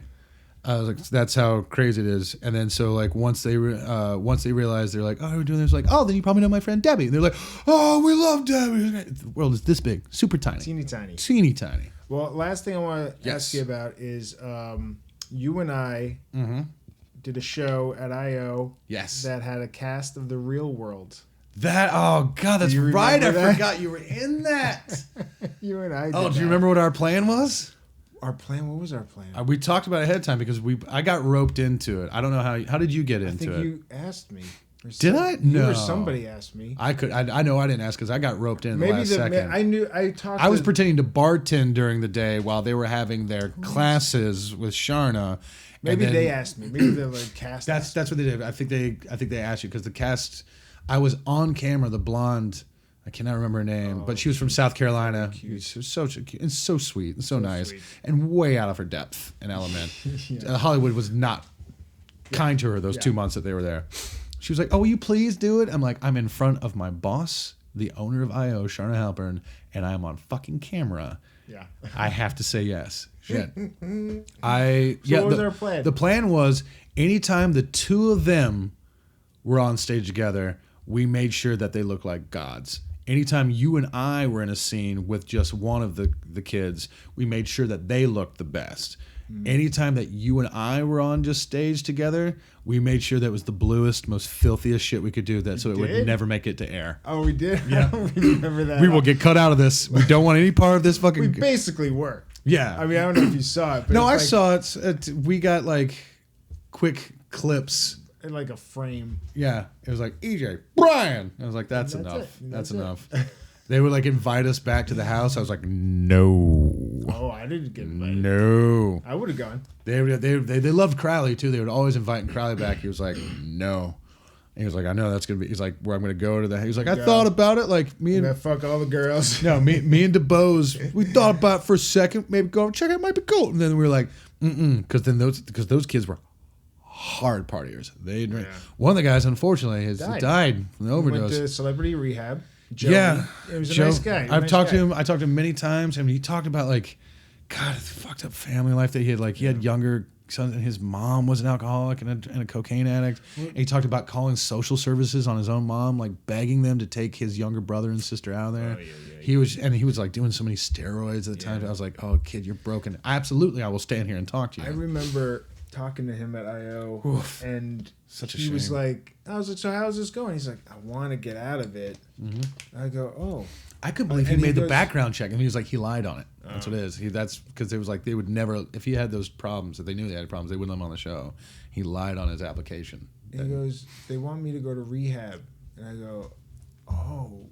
Well, yeah, I mean, you should. You probably should. You should. Probably should. I was like, don't worry about the show. Like, he was concerned about something. Like, either they were concerned about it was the very show. like, it was very like, because he was like from New Jersey or something like that. He was very like proud Italian Catholic. Like, you say you're going to do a job, you're going to do it. I was like, dude, don't. It's not that serious. Take care of yourself. Yeah. Take care of yourself. If it's like you can't, if you're not clean, how are you gonna get your brother and sister out of that situation there with their parents? He was like, good call. You know, and he was generally like, all of them were really, really nice. Like I still see Will every once in a while. We're Facebook friends. Yeah, same here. And that brunette girl, she just had a baby or she's pregnant or something. I don't know. Yeah, I saw her on Instagram. Well, okay. It's on Instagram. Yeah, but they were all like really, really nice. But yeah, we did that show, and I remember it being packed. Sharna was there. The other team. Was another team? The other team that was playing in the cage match. Was that a cage match? Yeah, it was a cage match. It was a cage match. It is. I remember it because the only reason I was back there doing a cage match. I'm confident. I may have gotten roped into doing another student cage match at a different time back there, but I'm fairly confident. You talk about how small the world is. I remember. Do you remember that Drew Barrymore and then what's his name? Oh gosh, who's she dating at the time? Not Tom Green. No, after Tom Green. Oh God. Oh, Justin Long. Justin Long. They were there, and they were in that audience. They were upstairs. They were upstairs because it was packed. They were upstairs in the balcony, and I remember there was a couple other people watching us. Yeah, they were saying, like, we're not really watching us because apparently they were very lovey-dovey and like making out the whole time. Right? They were there. I was like trying to figure out like why the fuck are they here? And then I remembered on the other team, Joey Kern and he are really, really good friends. And he was on the other team that was playing against us in the cage match. The team that actually was supposed to be there. The other team got kicked out so we could play with the real world kids. Joey is in Bloodsucking Bastards. He plays Tim. Oh, that's funny. That's that. I think when we actually met to like talk like at the table where I was like, we did it. I was like, he's like, yeah, I've seen you around. Like I was like, I've seen you as well. I was like, did you do the cage match? He's like, oh yeah, man, that thing. We did do a cage match against each other. Like and Joey, it makes sense because Joey fucking knows everybody. I mean, everybody. That kid, he's a great dude. He's a great dude to work with. He is a comedy machine. He would invent 3 new jokes every day. He would add 3 jokes to the movie every day, just playing with stuff. We knew that we were in good shape on that movie when the chemistry was so good and the actors really got along and everyone felt like, hey, this might fucking be good. Yeah. There might be something here. We knew we were in good shape when they started feeding jokes to each other. Joel Murray gave Joey Kern a joke to do in a scene that Joel wasn't even in. He was like, "Hey, when you're stabbing with a pencil, it might be a good idea if you say yippee-ki-yay Ticonderoga." Like, and then they both came to me as like, "Hey, Joel just had this idea. BOC, hear me out, right? What if I say yippee-ki-yay Ticonderoga?" Like, I was like. Yeah, that's good. Joel was like, "Does that work? Is that good?" Like they were writing jokes for each other. I was like, we're in. As soon as I saw that, I was like, this is a family now. We're fucking in. Love Joel Murray. Great. He's done my podcast. We just did the revival show with him the other day. He's fucking great. I love that dude. He's great. He's so good. That guy just lives life the right way, and he's got a million stories, and I love doing the impression of him. Dave Parks, Joel Murray is really good. I'll have to see that. Really, and Joel, of course, knows everybody as well. When we were in Park City for Slam Dance, ran into Michael McKean. He was like, "Oh yeah, we're neighbors. You want to go have? What are you guys doing?" We were like, "Oh, we're about to go have some burgers for lunch. You want to join us?" He was like, "Yeah, sure." And one of my favorite memories from Slam Dance, I'm sitting there. We're all at this big table having like burgers and beers, and then I'm sitting next to Neil, and I whisper to Neil, I'm like, "This is our life now. I want you to point out something. I want you to see something. At the end of this table, Dave Park is sitting at the end of the table, and on one side he's got Michael McKean, on the other side he's got he's got Joel Murray, and Park is telling a story in that way that only Park can, with like the hands going all that, and sort of like every once he'll catch himself and laugh like, all right, so this thing really, and it's like, and those 2 dudes are enraptured. We're talking about Freddie from fucking Mad Men. Yeah. The guy that I grew up watching in One Crazy Summer. Yeah. Right? Me too. And then fucking David St. Hubbins from fucking Spinal Tap. Right. Like Lenny from Lenny and Squiggy are watching our brother tell a story, and they are enraptured and they are laughing their asses off. I was like, this is our life now. This is that was the coolest thing from Slam Dance, was watching someone who is so close to me as a brother that we will all call each other brothers. But I'm very, very, very tight with Dave Park on a lot of levels, and to watch him have that moment and have that sort of joy, I couldn't have been happier. That was the best part of that weekend. That's fun. Yeah, That I was is just like fun. this. I was like, this is our life now. This is great. We just randomly get to have fucking Michael McKean, who's done everything. Well, where can people find you? They can find me. Oh yeah, I'm the Tweet old you or something. for sure on Twitter. I've been very lucky that I've been able to like grasp all the same handles on everything, and I didn't get screwed. That's good. So yeah, at B3OC, the number 3 OC. That's Twitter. That's Instagram. Fairly confident that's Snapchat too, but I am old. I still have not figured out how to do or why. I don't know any of it. I'm sure it's good. I can't figure it I'm out. figuring out like Lauren Miller's company just they just did a feature that was all done through Snapchat, and that I'm curious about. That I'm interested in. Okay.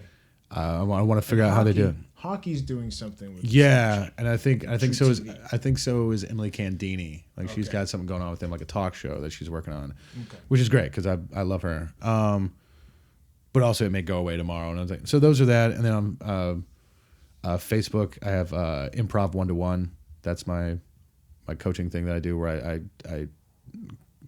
I do hour-long one-on-one coaching sessions for improv. For like 20 bucks or sketch. something. It's very cheap. It's $30. $30 for an hour. The way I do it is that I'm trying to help as many people as humanly possible, even if I have to do it one improviser at a time. And we're all actors and improvisers. We're broke. I know no one has any money, and I do it. And I don't take advantage of people either. Like people, I was like, my rule is that you do the one, then see me in a month. Go try and put stuff in, try and put that stuff into practice. It would be very, very easy for someone to take advantage of someone like that and be like, well, we have to work 3 times together a week, unless you're dedicated. 3 times a week, Is that the $30 voice a you time. use? I would use this voice.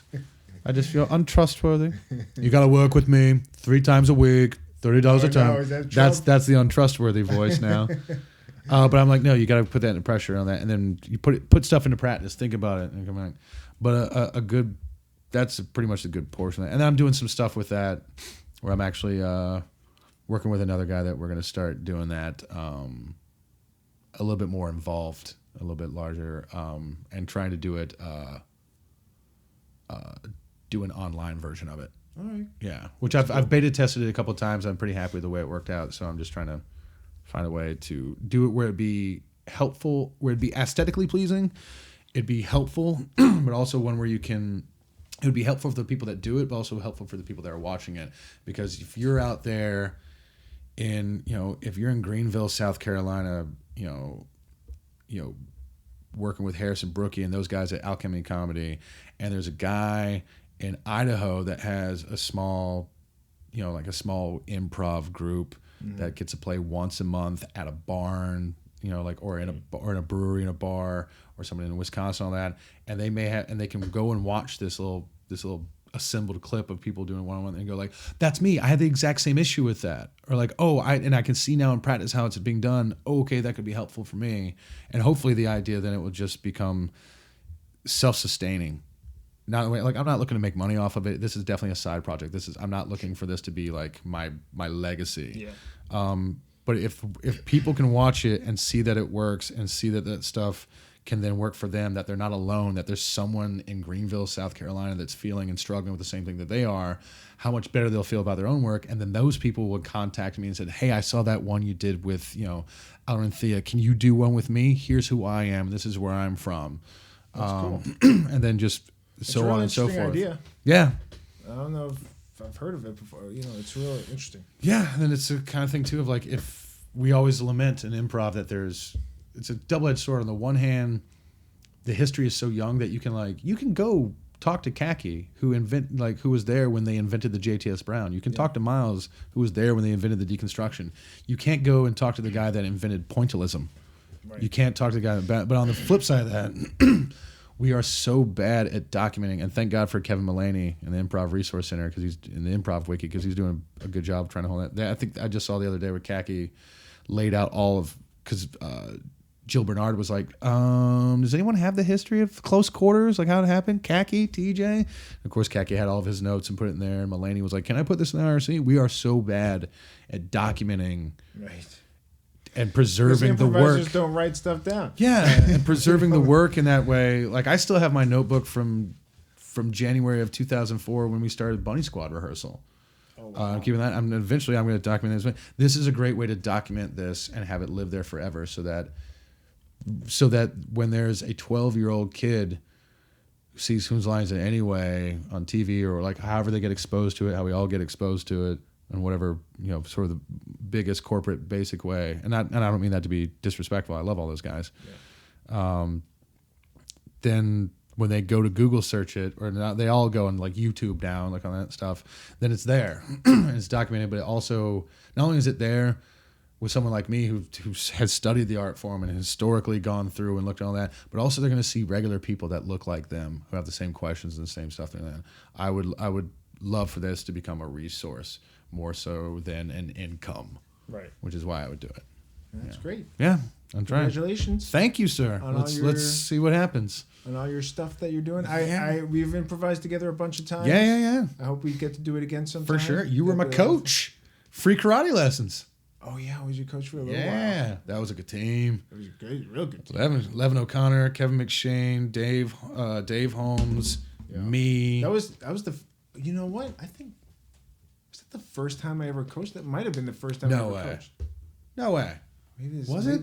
Around then, it was like when I maybe I think Levin is the one that suggested you. He was like, we all trust EJ, we all respect him, we all love him. Yeah, I don't think I did a good job.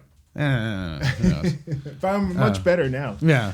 Also, too, at that point, like we might have definitely just like we were just doing it for the fun of it and kind of being a fuck around team. But like I do remember specifically that we were like, well, we have to rehearse, and I was like, oh, great. Now you can walk anywhere in it. And into anywhere. People now have like 8 teams, which I'm like, you have 0 teams, right? Like if you're not hanging out with each other, if you're not rehearsing at least once a week and hanging out with each other outside of rehearsal another week, you're not going to be a good improv team. Yeah, you're just not. You're getting up there, you're getting reps, but they're reps that will be fruitless. Yeah, fruitless. The better you know people off stage.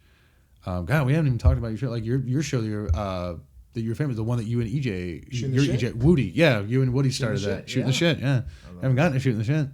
You've done it. I've done it. I loved it. You've done it like twice, I think. Yeah, a couple of times. What I like about Shooting the Shit is that mono scenes are so difficult to pull off, but you have found a way to do it in that way, because it's not, everyone thinks like, oh, it's slow play.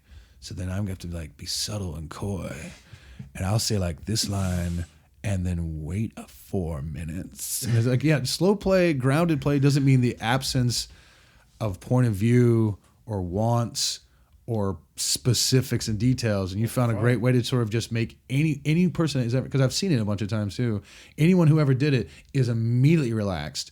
Yeah. And I don't know if you're just doing a good job of hiding it, but I've seen you put up there with some fucking major heavy hitters like you and Jagodowski and Pasquazi, and just like, how about you might have been dying. Shelly, but like you might be dying inside, but since it's just like, hey, so we're in a bar, real beers, we're doing that, and then when the lights go out, you're just like, been watching this for like 45 minutes, and it comes back. There's callbacks. It's funny, but no one's trying to be funny. I get nervous. You're human. I'm human, right? But you can literally do that show with anybody. You can, because that's true. Even especially like doing like the revival on Armando. I've seen many very famous people who want no piece of the Doctor of God revival. Go up on stage and tell stories about myself in front of people. Nope. I'm like, what are you talking? Like, there was one guy who was like, dude, you've played Madison Square Garden and you won't do this? He's like, yeah, but I was behind a guitar, I had a big light system and all that. I had songs I wrote, I had a measure control. I remember one guy who he wasn't my get. He was friends with Justin, so I won't sell him out. Okay. But we were like, hey, come see the show, see what it is. And then so if you're nervous about it, and we did the show and it was really great. And we weren't in the green room of IO 4 seconds before he had rushed down the hallway and back to the green room to open the door and said, nope, never, fucking never. And then went back out. So it was like it was that like nope. He left a cartoon outline of himself on the wall. Oh yeah, but like you could take people like that and shooting the shit. Like you could, and I honestly mean this. I'm not just saying this because we're friends. I'm not doing this to be hyperbolic.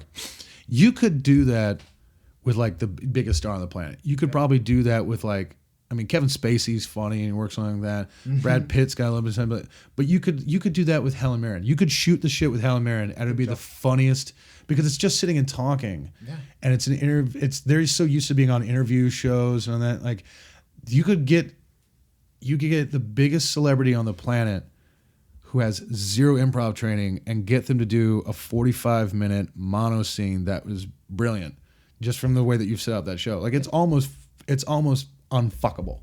It's almost like it's almost idiot proof, that show. Almost. Right? And you've done it like what, like a couple hundred times now at this point? Like you were doing it pretty regularly there for a while. I would say I might have done it. I don't know how many times I've done it. Because it was at always least on 50. and off. It was always on and off. At least 50. Probably if not more. I did it in Chicago. That's one a year.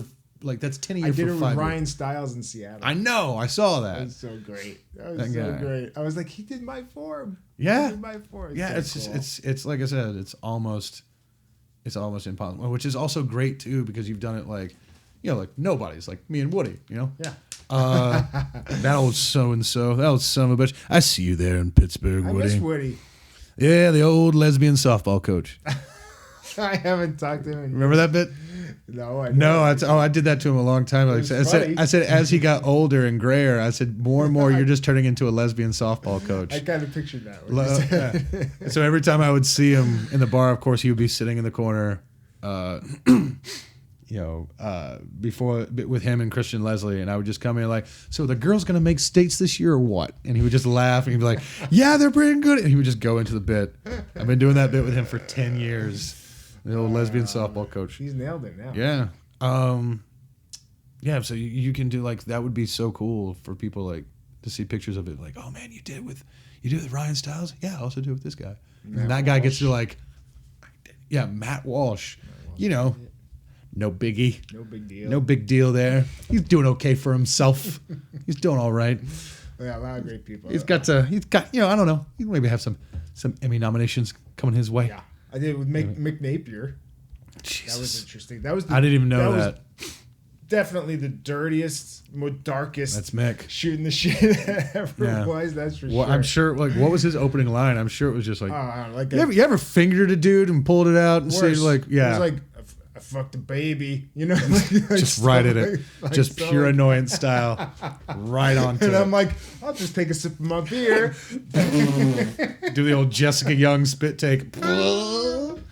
So ridiculous. I fucked a bit. That's so Nick. God love that's so improv. Mick. God love improv. Well, hey man, thanks. Thank you.